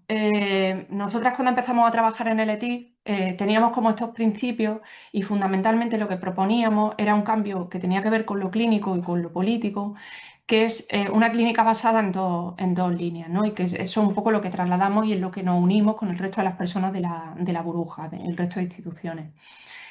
En primer lugar, ver un poco lo que he adelantado antes, que el síntoma siempre es la defensa de la persona, es decir, que cuando una persona no puede más, para que nos entendamos, cuando sobrepasa su línea individual de sufrimiento, aparece la angustia y que la angustia es algo informe, complejísimo, muy difícil de sostener, que tiene distintas cualidades y distintos colores según muchos elementos que tienen que ver con lo fenomenológico, pero que tiene que elaborarse. Y la angustia se elabora en forma de síntomas. Entonces, si una persona tiene una urticaria, un insomnio, una tristeza, una escucha de voces, un intento de suicidio, un corte, es decir, cualquier síntoma viene a determinar que se está defendiendo de algo. Entonces, el problema en la clínica nunca es el síntoma es la defensa. La persona está detrás del síntoma, es su escudo de protección, que a veces los síntomas son muy malos, ¿eh? Y hay que defenderse de la propia defensa. Pero es la defensa que tiene la persona. ¿Qué hay detrás de esa persona? Ahí es donde está la persona, donde se produce el encuentro con la persona y donde está su soledad, que es el lugar donde hay que trabajar con esa persona. Entonces, no hay que darse de bruces. El ejemplo más claro es cuando aparece el consumo de tóxicos, ¿no? Consumir tóxicos y consumir de una forma abusiva, por ejemplo, que es cuando los tóxicos hacen daño, no siempre los tóxicos hacen daño, ¿vale? Eh, es decir, cuando el consumo de tóxicos es lo que nosotros llamamos un abuso, en el sentido de que me está destruyendo más que construyendo, el problema no es abusar de los tóxicos. El problema es por qué necesitas abusar de los tóxicos. O sea, ¿qué estás tapando con eso? ¿Y de dónde viene esa angustia? ¿No? Y es ahí donde tienes que irte. Prohibirle a una persona durante un año consumir no sirve de nada si la persona al año necesita consumir. Lo que suele ocurrir cuando los sistemas son así cognitivo-conductuales, ¿no? Tan coercitivos, igual pasa con el tema de los problemas del hambre, ¿no? Lo que se llama anorexia y TCA y todo esto, ¿no? No es solo que coma, no es solo que no consuma, es que no necesites no comer, como ocurre en la anorexia, o que no necesites abusar de los tóxicos y destruirte a través de eso. Cuando la gente por prohibición los deja, lo que suele ocurrir es que luego o vuelven a eso o cogen un síntoma similar. Por eso es tan frecuente que haya gente que de pronto deja de consumir y empieza a jugar, ¿no? A las máquinas, o empieza a tener problemas con el hambre, o empieza a hacer cortes, ¿no? Es decir, se va saltando de un síntoma a otro, ¿por qué? Porque sigue persistiendo la necesidad de defenderse. Entonces, el síntoma, esto es algo que viene pues, muy atravesado por el psicoanálisis, ¿no? Y los modelos fenomenológicos más psicodinámicos, aparece como una defensa de la persona. Esto es algo completamente rupturista en salud mental y en lo que no hay un lugar intermedio. Es decir, en salud mental o tú piensas que el síntoma es un trastorno que hay que quitar o piensas que es una defensa que lo primero es respetarla para ver qué hay detrás, ¿no? No para interpretarlo, sino para acompañar a la persona en la necesidad de controlar, ¿no? O de menguar esa angustia que le está sobrepasando. Y en ese detrás del síntoma es donde aparecen muchas veces las necesidades. Es decir, que las necesidades para nosotros en la clínica son el pilar de la intervención. Y las necesidades no solo son necesidades económicas, que a veces sí. O sea, que hasta que una persona no tiene una dignidad en su vida, ¿qué te vas a poner a hablar del conflicto con su padre? Vamos a ver, si es que no puede ducharse, ¿no? O sea, es que no tiene un techo. O sea, vamos a ser un poquito serios, ¿no? Y rigurosos con lo que ocurre aquí. La persona necesita primero sentirse digna. Tú no puedes pretender que deje de consumir, que es una forma de autodestrucción, cuando la sociedad le está diciendo que se destruya, porque es un excluido completamente de la sociedad, ¿no? Es alguien que no merece ni siquiera un techo para una persona sin hogar, por ejemplo, ¿no? Que eso ocurre muchas veces. Son necesidades económicas, pero son necesidades que tienen que ver con lo histórico, con lo que ha vivido la persona. Atendemos a veces a gente que tiene historias terroríficas, muy atravesadas por lo traumático, muy atravesadas por muchísima violencia. Y ahí aparecen unas necesidades de reparación, de olvido, de contar, de escucha, ¿no? Necesidades que tienen que ver con la relación. Quiero relacionarme con otro, pero quiero relacionarme con otro desde la libertad. No quiero hacerme amigo del hospital de día. No quiero hacerme amigo del centro de día. Quiero hacerme amigo de quien yo quiera. Quiero compartir el tiempo con quien yo quiera. No quiero hacer relaciones sociales porque me obligan a ir al grupo los lunes. Quiero ir los lunes donde yo quiera y si ahí hay gente con la que me llevo bien, quiero hacer relaciones sociales con esas personas. Es decir, muchas veces en salud mental se establece una cosa terriblemente injusta, que es que lo que no queremos para nosotras se lo decimos a los demás. O sea, a mí me meten en un grupo de gente que no conozco de nada y yo ahí no hago ni media amistad, ¿no? Obligada, ¿no? Y además, como no, es que tienes que ir al grupo, porque tienes que fomentar las relaciones sociales, o tienes que ir al taller, ¿no? El tallerismo nuevo que se ha impuesto, ¿no? Ahora hay talleres y todo el mundo está en los talleres, que los talleres, bueno, tienen una lógica desde la simetría, luego podemos hablar un poco de eso, ¿no? Y necesidades muchas veces que tienen que ver con los derechos. A veces simplemente posicionándote al lado de una persona en la defensa de sus derechos ya ha hecho más de lo que muchísima gente ha hecho en el acompañamiento de esa persona. Es decir, fijaros, si yo pongo las necesidades, como os decía antes, en primer plano y acompaño en la cobertura de esas necesidades, que a veces no es cubrirlas, que no llegamos a todo. O sea, yo no tengo pisos para toda la gente que está sin hogar de Málaga. Pero estoy ahí buscando con esa persona, estoy dando la cara con esa persona, estoy acompañando en la cobertura de esas necesidades. Si yo hago eso primero, luego miro a ver qué clínica hay. Pero si no, lo que estoy es haciendo como una especie de intervención quirúrgica en el síntoma y luego, según lo que quede de ti, veremos qué necesidades tienes. Tenemos que hacer sistemas asistenciales permeables con la sociedad, es decir, horizontalizar los cuidados. Cada uno tenemos nuestra experiencia, mi experiencia incluye la formación de psiquiatra, la experiencia de otra persona incluirá otra cosa.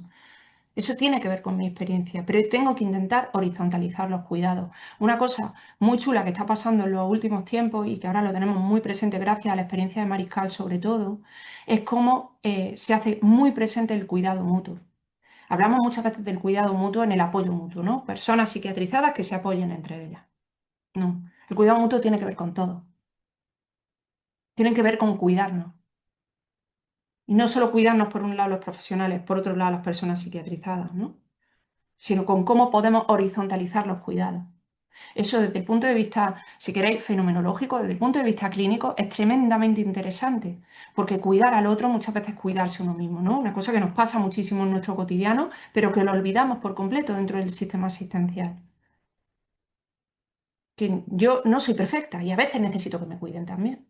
Y da igual que esté en un contexto profesional.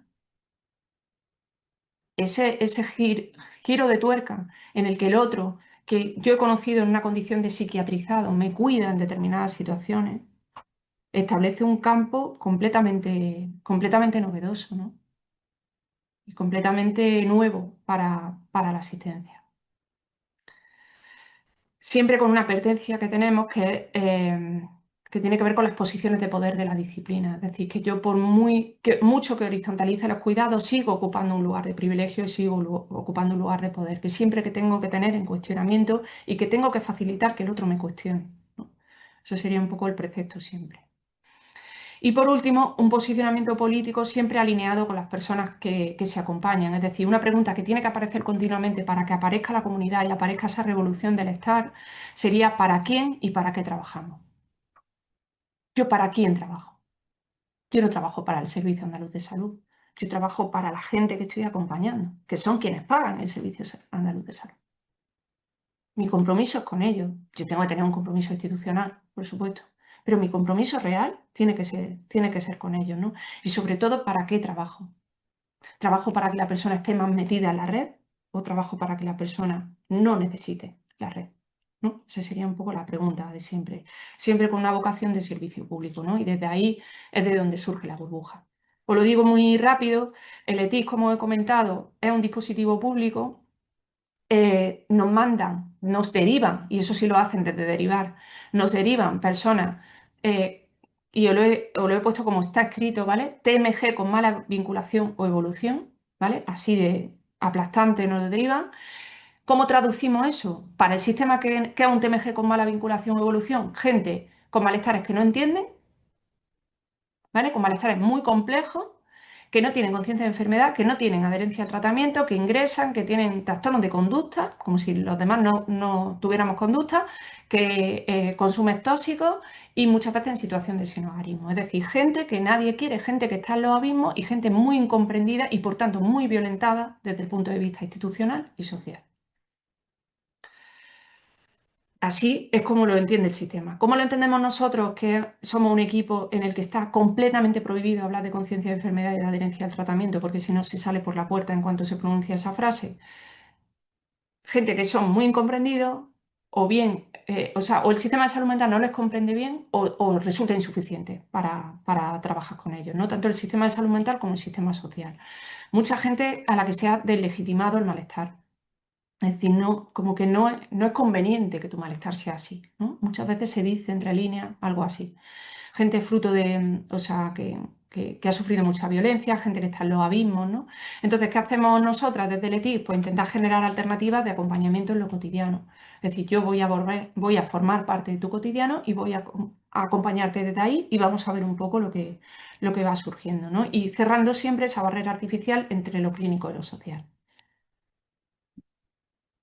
Ahí, en eso, lo social, nos encontramos con Mariscal. Y Mariscal, por ejemplo, que aparece desde AFENE, que aparece desde la Federación, aparece como un proyecto desde AFENE, que se sale también de las lógicas de AFENE, igual que nosotras nos salimos de las lógicas de, si queréis, de la salud mental, ¿no? Intentando generar espacios nuevos. Un espacio social abierto que inicialmente empezó fines de semana y festivos, pero por la voluntad de la gente, que son gente tremendamente voluntariosa y tremendamente entusiasta, empieza a abrirse un poco en la medida en que las personas lo van necesitando y en la gente ahí va, en mi forma de expresarlo, no sé si será correcto, como al salvar abismos, ¿no? Y tener el estar como principio fundamental. Eso sí que es acompañar y acompañar de una forma muy legítima y acompañar de una forma muy seria y muy rigurosa, que, tan rigurosa que no se nota. Que eso es lo difícil en nuestro trabajo, trabajar sin que se note. Estar haciendo sin que se note que estás interviniendo, es decir, siempre tener el estar como principio y salvando esos abismos donde se estaba colando tantísima gente que no estaba de acuerdo con cómo la atendían en salud mental o ni siquiera la atendían o no era suficiente, ¿no? Problemáticas muy diferentes y atravesadas por todo. Ahí que se genera mucho espacio, mucho apoyo mutuo. Mucha gente que se apoya entre sí, que empiezan a generar red entre ellos, que empiezan a generar una ilusión colectiva que es el proyecto Malestar, el proyecto Mariscal, ¿no? Se abre sin una lógica de dispositivo, eso es súper importante, no es un recurso al que se deriva la gente. Es algo abierto al que tú no puedes derivar, que la gente se entera por el boca a boca o que se le dice, oye, acércate por allí, pero al que no hay un papel en el que te derivan, ¿no? Sino que tú apareces. Y aparece y lo que surja allí, ¿no? Con mucha permeabilidad con la sociedad malagueña, que eso es súper importante y que ha ido generando redes a lo largo de estos 3 años. En tercer lugar, tenemos la Casa Libre, que es un pilotaje, como he dicho, que aparece entre Letic y Hogarsí, financiado por la Junta de Andalucía, que ponemos en marcha entre estos dos colectivos para personas que tienen problemas de salud mental y están en situación de sinhogarismo. Son personas inicialmente muy excluidas dentro del sinhogarismo de Málaga, ¿no? Málaga tiene un problema de sinhogarismo muy, muy importante, estamos casi al nivel de Barcelona. El buen tiempo no ayuda, entonces hay muchísima gente en situación de sin hogar en Málaga y dado que todos los servicios del tema del sinhogarismo están saturados, pues los primeros que no son aceptados son las personas que tienen problemas de salud mental y que tienen digamos, una convivencia complicada, ¿no? Entonces establecimos este pilotaje en el que abrimos una vivienda en nuestro ETIC y hemos conseguido que se abran otras 2 viviendas en el ETIC del otro hospital de Málaga y de Belén Málaga, ¿no? O sea, hay otros 2 en la provincia. Pero esto de la Casa Libre se está haciendo con nosotras y ha parecido una experiencia de muchísima flexibilidad, de curiosidad, de las compañeras que nunca habían trabajado con salud mental, ¿no? Porque OARSI sí que está en otros puntos del territorio del Estado, ¿no? Pero nunca específicamente con salud mental.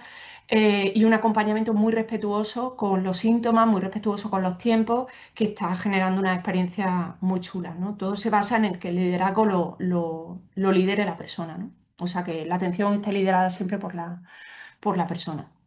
Y por último, la cuarta pata de la burbuja sería introducir el servicio sociosanitario público de salud mental de FAISEN, que tiene un programa que es el SOAE de acompañamiento laboral y el PSH, que es el programa de sinhogarismo, ¿no?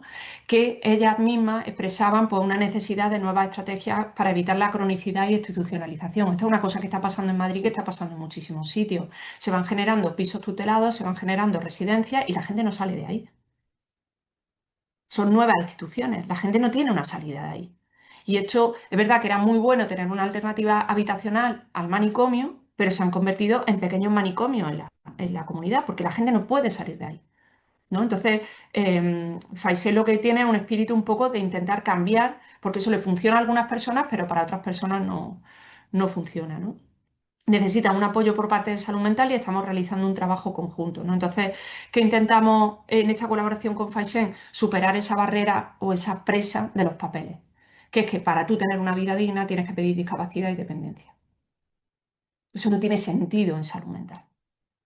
No tiene sentido. La dependencia está pensada para problemas físicos.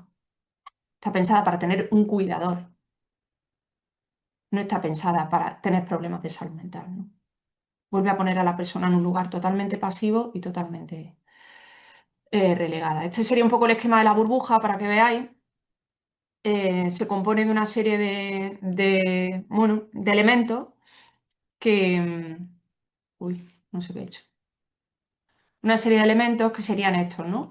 Lo que está en verde, ¿no? Sería como la morada, que ahora explicaré. Lo que está encima, la puardilla. Luego hay una cooperativa que la llamamos la jabonera y luego la casa libre, que serían las viviendas autónomas con apoyo, ¿no? Y estaríamos las 4 entidades trabajando en temas de crisis, acompañamiento en calle, en domicilio y en la propia burbuja, un sistema de vivienda y un sistema de empleo, formación y participación social. Ahora estamos en la fase 1.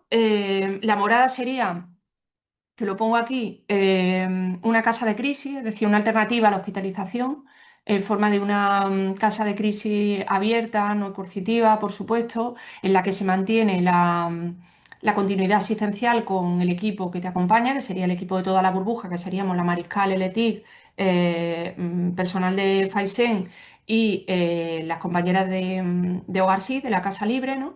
Entonces se mantiene la continuidad asistencial. Si estás en una situación de crisis, tú puedes tener una alternativa al hospital de una forma no coercitiva, con elementos siempre pactados, ¿no? Basada en la planificación anticipada de decisiones y en el apoyo mutuo, ¿no? Que sería la morada, con 15 plazas. Encima de la morada o al lado estaría, joder, no sé por qué le doy a esto. Encima de la morada estaría la buhardilla, que son soluciones habitacionales temporales de apartamentos individuales que, bueno, dan un poco continuidad tanto a la morada como a una situación de sinhogarismo durante un tiempo que la persona no puede o no tiene un lugar donde vivir, que serían 15 apartamentos individuales que estarían en el mismo lugar.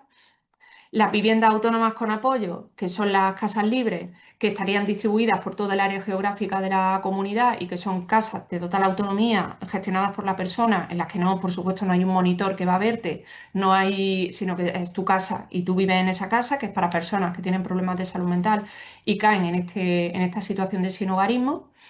Y por último, que es lo más potente dentro del proyecto de la burbuja, que sería la jabonera. La jabonera es una cooperativa laboral que da sentido a todo el proyecto y que va un poco en la línea de toda la reforma psiquiátrica que se llevó a cabo en Trieste, ¿no? En Trieste se hizo una buena reforma psiquiátrica, en mi opinión, porque como os decía, no se cambió solo el sistema sanitario, sino que se cambió lo social.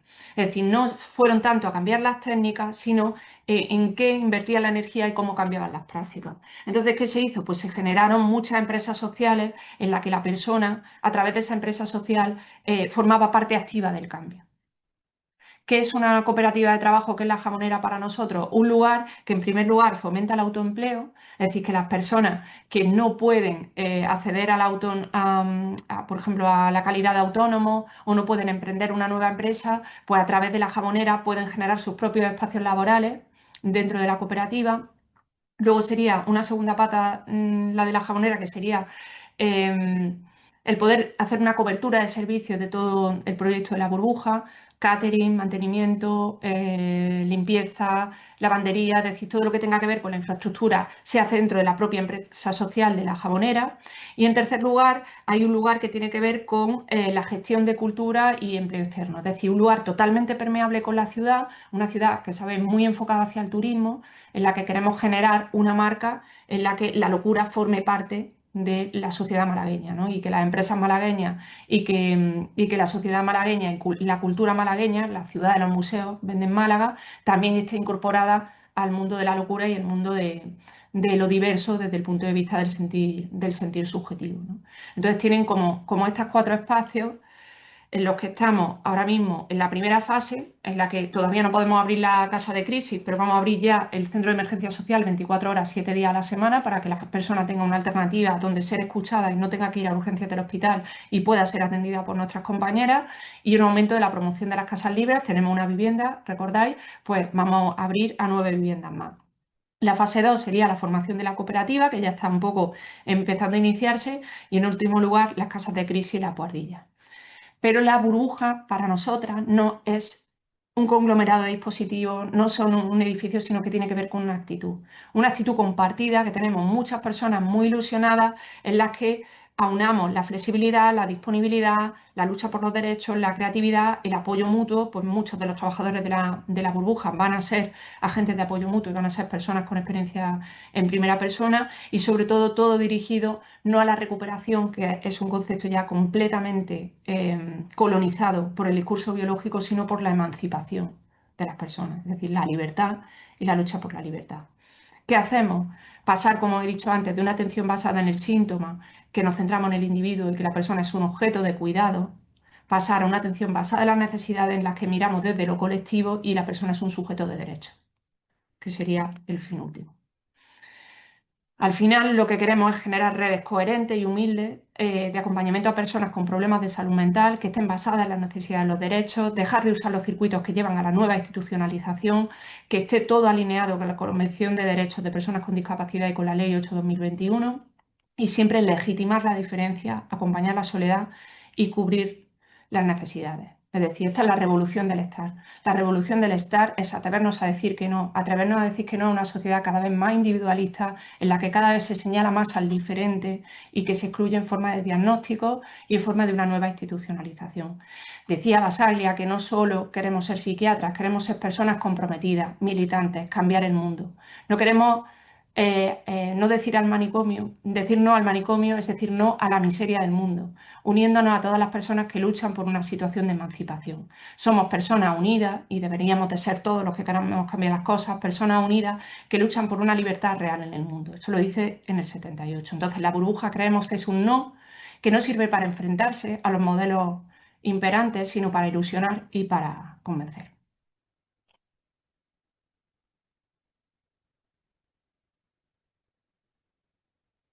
Y ya me callo. Pues muchísimas gracias. Vamos a dar paso al turno de palabra utilizando la función de levantar la mano en el Zoom, y en la medida de lo posible vamos a tratar de hacer intervenciones precisas de máximo 2 minutos para que pueda participar toda la gente que quiera hacerlo hasta la hora de finalización, que será en torno a las 7. Así que eh, vais levantando la mano y voy aquí anotando a la gente que quiera participar. Vale. Olga, Mm. creo que ya está. Sí. Hola, hola de nuevo. Solo brevemente comentarte, Laura, que en ningún momento has estado sola. Éramos como 95 personas conectadas, escuchándote con mucha ilusión, tomando notas, como alguien comentaba en el chat, casi sin poder tomar notas porque son muchísimas cosas interesantes las que nos estabas contando, ¿no? Agradezco todas tus palabras, tu presentación. Creo que las personas que estamos aquí estamos muy en esa línea. Te diría que esa militancia de la que hablas como psiquiatra es la que podríamos extender a otros campos profesionales, ¿no? Tal vez la militancia, el cambio social debería ser algo a lo que aspiramos todos, el concepto de presencia también. Y tal vez lo que me encanta en tus palabras es esa conexión que encontramos con otros paradigmas filosóficos, porque la salud mental, la psiquiatría, la filosofía, en otros entornos, por ejemplo, como la India, pasan a ser prácticamente lo mismo.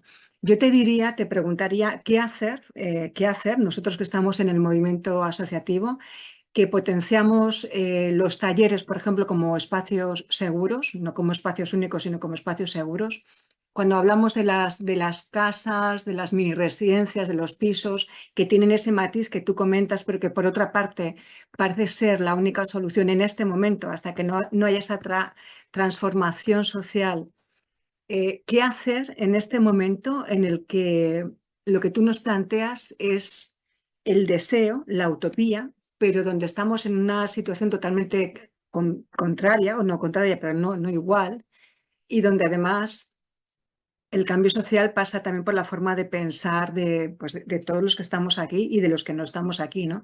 A veces la sociedad es la cárcel de, de las personas en cuanto a que no se asume la diversidad, la inclusión, todo esto que queda muy bien sobre el papel, que en muchas profesiones lo tenemos ahí en el día a día, pero que se tiene en el papel y no tal vez en la forma de pensar y de actuar de las personas. ¿Qué podemos hacer? ¿Qué nos recomiendas? A ver, el qué hacer es complicado de responder, pero quizá hay que atreverse a ilusionarse, Olga. Yo creo que hay una posición que yo la veo lógica dentro de la situación actual que vivimos, pero también peligrosa que estamos viviendo por parte de mucha gente, ¿no? De distintas profesiones que nos movemos en esto, es que parece que estamos como esperando a que las cosas cambien, ¿no? Y que cambien, y cuando cambien, como van a cambiar a mejor, ya me adaptaré a eso. La experiencia no nos dice que van a cambiar a mejor, ¿no? Yo llevo 20 años en esto y va peor, nunca va mejor, ¿no? Ahora tengo la suerte de que es la primera vez en mi vida que trabajo con mucha gente muy comprometida alrededor, ¿no? He trabajado con gente magnífica mucho tiempo, pero siempre éramos como poquitas, ¿no?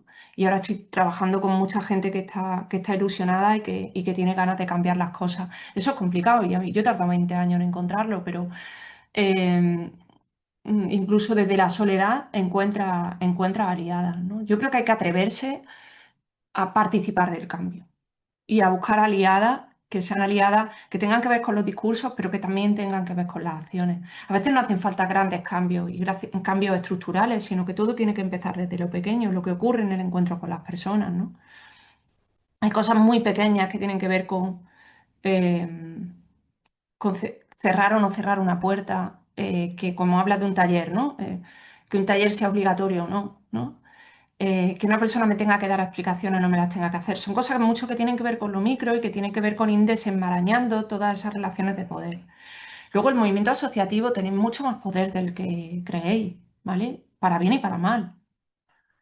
O sea, a mí me llama bastante la atención porque desde el punto de vista profesional, bueno, pues se puede escuchar más o menos, pero si el mundo asociativo ahora empieza en bloque, y sobre todo la asociación que inicialmente era solo de familiares, ¿no? Y luego ya se han incorporado agentes de apoyo mutuo, pero que era una asociación tradicionalmente llevada por las familias, si esas asociaciones empiezan a decir de forma masiva que lo de la dependencia no es la solución, a lo mejor cambian un poco las cosas.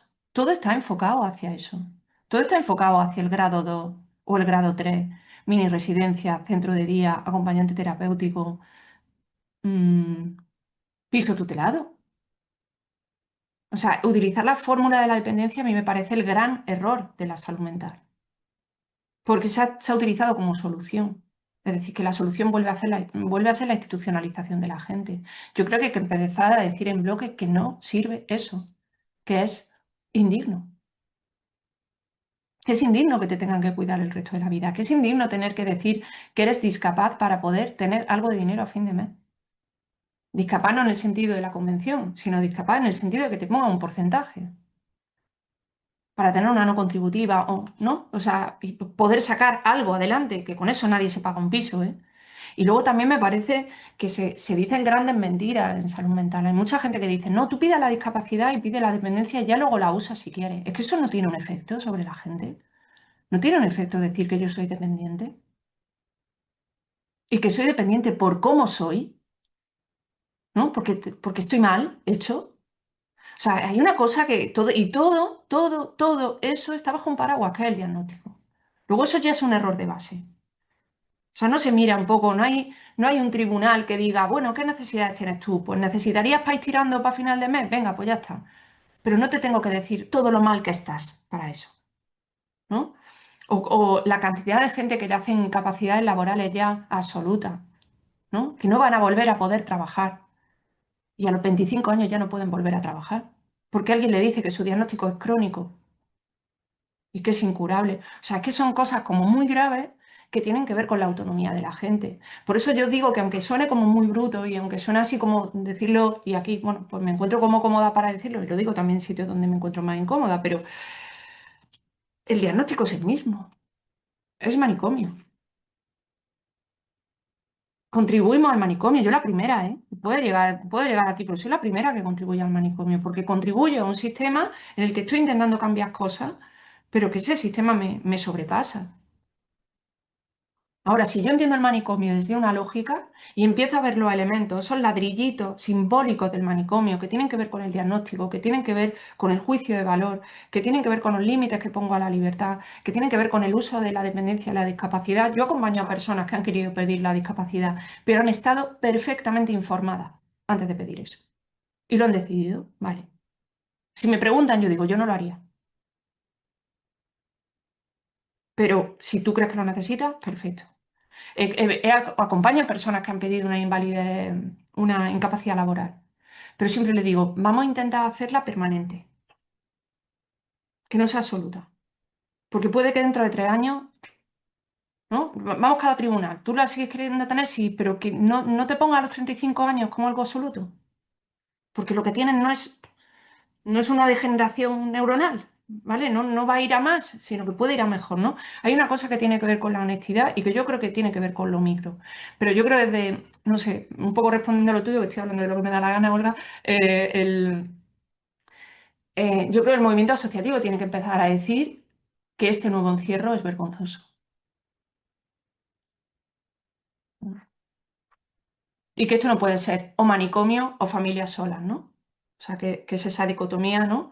Que tiene que ver con la dicotomía institucional de abandono o intervencionismo, ¿no? Vuelve a ser un poco lo mismo. O sea, hay que buscar los términos medios, siempre son el lugar de la tranquilidad, donde no aparece la angustia y donde realmente podemos explorar la relación con el otro.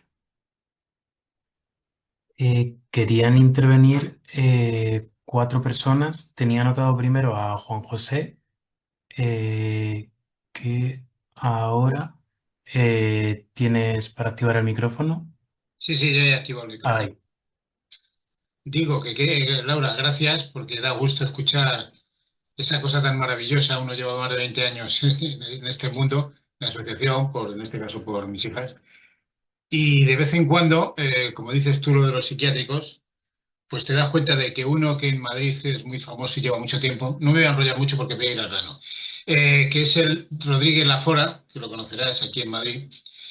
De pronto había un gerente con una determinada mentalidad muy distante de la tuya, pero de pronto ahora hay una gerente que encima es enfermera especializada y que está muy cercana a lo que tú dices y se ha encontrado algo que intenta hacer. De hecho, ha hecho incluso una cosa tan diferente a lo habitual como es la Fora Fest, como si fuera lo de Benidorm, pero en este caso ahí. Y lo hizo y se atrevió. Y recuerdo que una profesional psiquiátrica como tú, en el debate allí, llevó a sus hijas para estar con todos y decía, yo llevo no sé cuántos años y es la primera vez que traigo a mis hijos. Es decir, que a veces la experiencia directa es la que vale. Pero bueno, yo lo que quería decir es que son experiencias tan aisladas. De hecho, ahí a los familiares nos llamaron por un programa europeo digamos, compartir, etcétera. Pero cuando dimos 2 sesiones, de pronto digo, oye, ¿y esto cuándo va a tener continuidad? Y dice, pues no, no hay presupuesto. Lo que quiero decir es que veo que, como en la primavera salen muchos hongos así nuevos, pero la continuidad no la veo.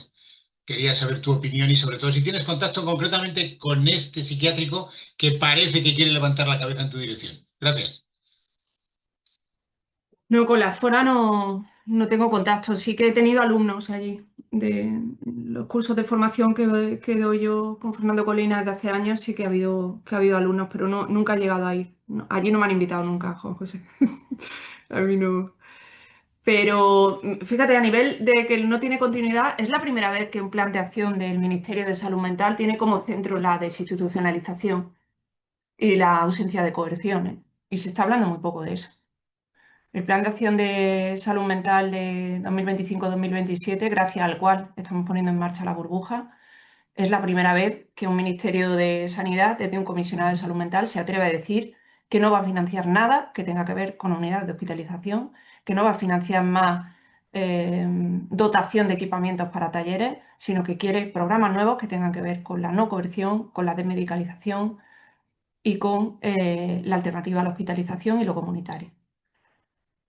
Y nadie lo está usando. Nadie está pidiendo fondos de eso.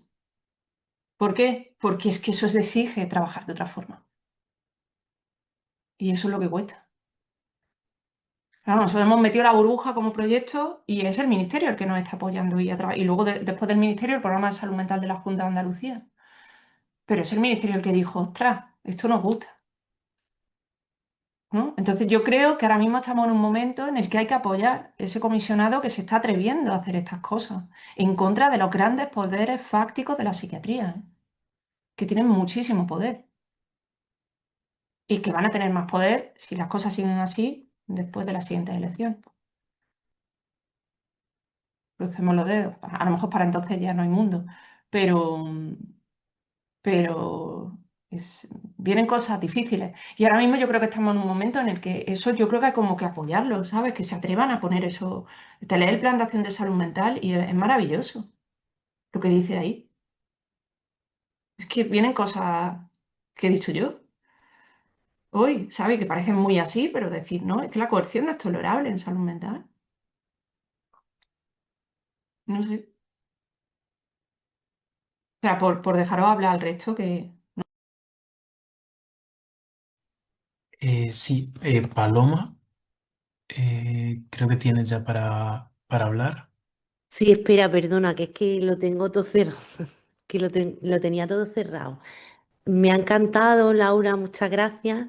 He aprendido un montón de cosas y he preguntado además en el chat porque que si no tenías trabajadora social en tu ETIC y me han dicho que no y me ha sorprendido porque, bueno, con un discurso tan social, pues me ha sorprendido que no lo hubiera. Te pregunto, ¿por qué o qué es lo que ha pasado? no, pues porque no había. Nunca he tenido otra. Siempre he trabajado en Valladolid. Estuve 6 años liderando también un proyecto comunitario. No teníamos trabajadora social y ahora llevamos otros 6 y no tenemos trabajadora social. No es porque no la queramos, Paloma, sino porque tengo la buena o la mala suerte, yo creo que en ese sentido mala, que normalmente este tipo de proyectos los llevamos a cabo aprovechando otros proyectos.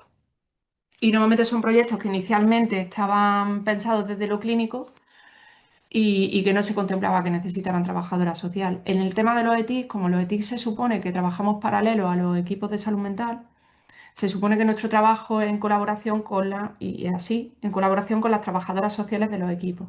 Es decir, nosotros estaba pensado para que hiciéramos la intervención comunitaria del equipo y el trabajador social del equipo es quien trabaja con nosotros. ¿Qué pasa? Que en mi hospital la dispersión geográfica es enorme. Somos el área de salud mental más grande de Europa. ¿Vale? Atendemos 1,5 millones de habitantes. Mi ETIC. Entonces, esta pregunta, siempre que hay un trabajador social, alguien me la hace, ¿vale? Como si es que no lo quisiéramos nosotras, pero nosotras encantadas de que hubiera una trabajadora social, pero no la hay. También necesito 10 trabajadores más y no los tengo. No sé. No, yo no creo tanto en las profesiones, Paloma. O sea, no sé. O sea, es mi forma de verlo. O sea, es que no creo tanto en las profesiones. Creo que una trabajadora social que fuera en nuestra línea sería genial. Pero si viniera una persona que a lo mejor solo quisiera ser trabajadora social, pues a lo mejor no encajaría mucho. Igual que si viniera una psiquiatra que solo quiera ser psiquiatra o una enfermera que solo quiere ser enfermera. Es una cuestión de... También me gustaría tener una abogada. Mm. Ahora, a través de la burbuja, desde AFENES sí vamos a contratar a 2 trabajadoras sociales y una abogada. Pero claro, desde el sistema sanitario con la burbuja no se contempla el aumento de personal, que es lo más caro. Tenemos que hacer lo mismo, o sea, más con lo mismo. Palabra a Alex, que va a ser la última persona que nos dé tiempo antes de las 7. Vamos a activar aquí el micrófono. Recordaros también que está la encuesta en el chat y creo que Alex ya puedes intervenir. ¿Ya? Sí. Sí. Vale. Bueno, nada, en primer lugar, Laura, agradecerte todo tu discurso, toda tu exposición. A mí personalmente me sirve mucho como respaldo a la hora de, bueno, de muchas reflexiones, ¿no?, que tengo yo en el trabajo, en mi día a día, y que intento también transmitir a los alumnos, alumnas que tengo de trabajo social aquí en el equipo de apoyo, ¿no? Intentar romper mucho esas lógicas tan neoliberales que al final o sea, se materializan mucho en nuestro trabajo, como tú decías, ¿no? Esa parcelación. El otro día, por ejemplo, en una mesa de la madrileña de debate en la que estuve invitado, hablaban sobre drogas, sobre adicciones y salud mental, hablaba de eso, de cómo está todo parcelado y cómo nos pasamos la pelota, ¿no? Entre unos y otros, no, pues esto, esta persona a la red de drogas, esta persona a la red de salud mental, esta persona a la red de Sin Hogar, ¿no? Yo estuve muchos años en el programa de Personas Sin Hogar aquí en Madrid y no nos damos cuenta del daño que eso genera en las personas, ¿no? Y aparte de que rompe esa visión más general que tenemos. Entonces, bueno, agradecerte todo este discurso. También mencionar todo lo que has dicho de cómo está volviendo esa lógica de capacitación dentro de la salud mental o de bueno, el otro día a nosotros en la empresa nos mandan mucho ahora recuperando el modelo de rehabilitación, hablando de la pérdida de capacidades, de tal. Entonces, respecto a eso, creo que tengo tu mail por ahí y me gustaría pedirte algo de bibliografía, porque sí me gustaría intentar escribir algo para hacer una contra al respecto. Y entonces eso sí que te lo agradecería. Y nada, y finalmente alguien mencionaba por ahí que a un familiar que ve muy lejano todo esto. Y bueno, si le sirve un poco de consuelo, yo claro que es lejano, ¿no? Yo en estos momentos siempre me aferro a esa frase que dijo Galeano de la utopía, ¿no? ¿Para qué sirve la utopía? Pues para caminar. Aunque suene lejano, deberíamos seguir luchando. Y entonces te agradezco mucho todo este discurso al final para romper esas lógicas. Y bueno, que yo me declaro polímico, ¿no? Del curso aquel que hicimos y que lo tengo aquí en el despacho para recordarme muchas veces ese discurso y romper esas lógicas que al final nos invaden. Muchas gracias, Laura. Gracias a ti, Alex. Sí, siempre estás en primera fila tú, Alex. Me pedías bibliografía sobre el tema de capacitación que existe actualmente, ¿no? Sí, ya, bueno, te escribo y eso porque Vale. me gustaría un poco como contestar a esos artículos que nos mandan en la empresa, ¿no? De recuperar la rehabilitación, que parece que solo merece acompañamiento a aquellas personas con alto deterioro que llaman y demás, ¿no? Y que entonces un poco me gustaría romper hacer una respuesta a eso. Vale, me escribes y vemos. Sí. Acaba de salir un libro que sí que os quiero recomendar, que se llama, no sé si lo habéis leído, que se llama ¿Qué es ser normal? ¿Lo No, habéis leído? De Sami Timi. no. Está bastante bien. Sí. O sea, es como un libro como fácil de llevar y que ayuda, bueno, hay millones, ¿eh? Os lo digo porque lo tengo aquí delante, ¿vale? Que me ha venido un poco, pero me parece un libro bastante potente y sobre todo la gente que trabajéis con niños, que os acerquéis al tema de infantil, tiene un discurso bastante bien construido hacia la crítica de toda la patologización de la infancia y está muy chulo. Muchísimas gracias, Laura. Nos hemos ido un poquito de la hora, pero bueno, como comenzábamos antes a Laura agradeciéndole que estas jornadas que son totalmente altruistas y que consideramos que 2 horas es más que suficiente. Bueno, no es suficiente nunca. Hemos dejado a personas con la mano levantada. Sara, Bea, siento no haberos podido dar la palabra. Os aseguro que habéis sido las últimas en levantarla. Nos podéis escribir algún mail y si no se lo podíamos trasladar a Laura. En cualquier caso, muchísimas gracias a todos por haber venido y especialmente a Laura por todo lo que has compartido con nosotros. Si alguien ha tenido que salir o desea volver a verla o compartirla con amigos, con compañeros, nosotros colgamos las jornadas en nuestra página de YouTube. Tendréis la de Laura interesantísima y las próximas y las anteriores desde que las hemos podido grabar en nuestra página web. Muy buena tarde a todo el mundo. Muchas gracias por todo, ¿eh? De verdad, por tanta gente, la verdad es que ilusiona, ¿eh? Gracias. Hasta luego, buenas tardes. Adiós. Hasta luego.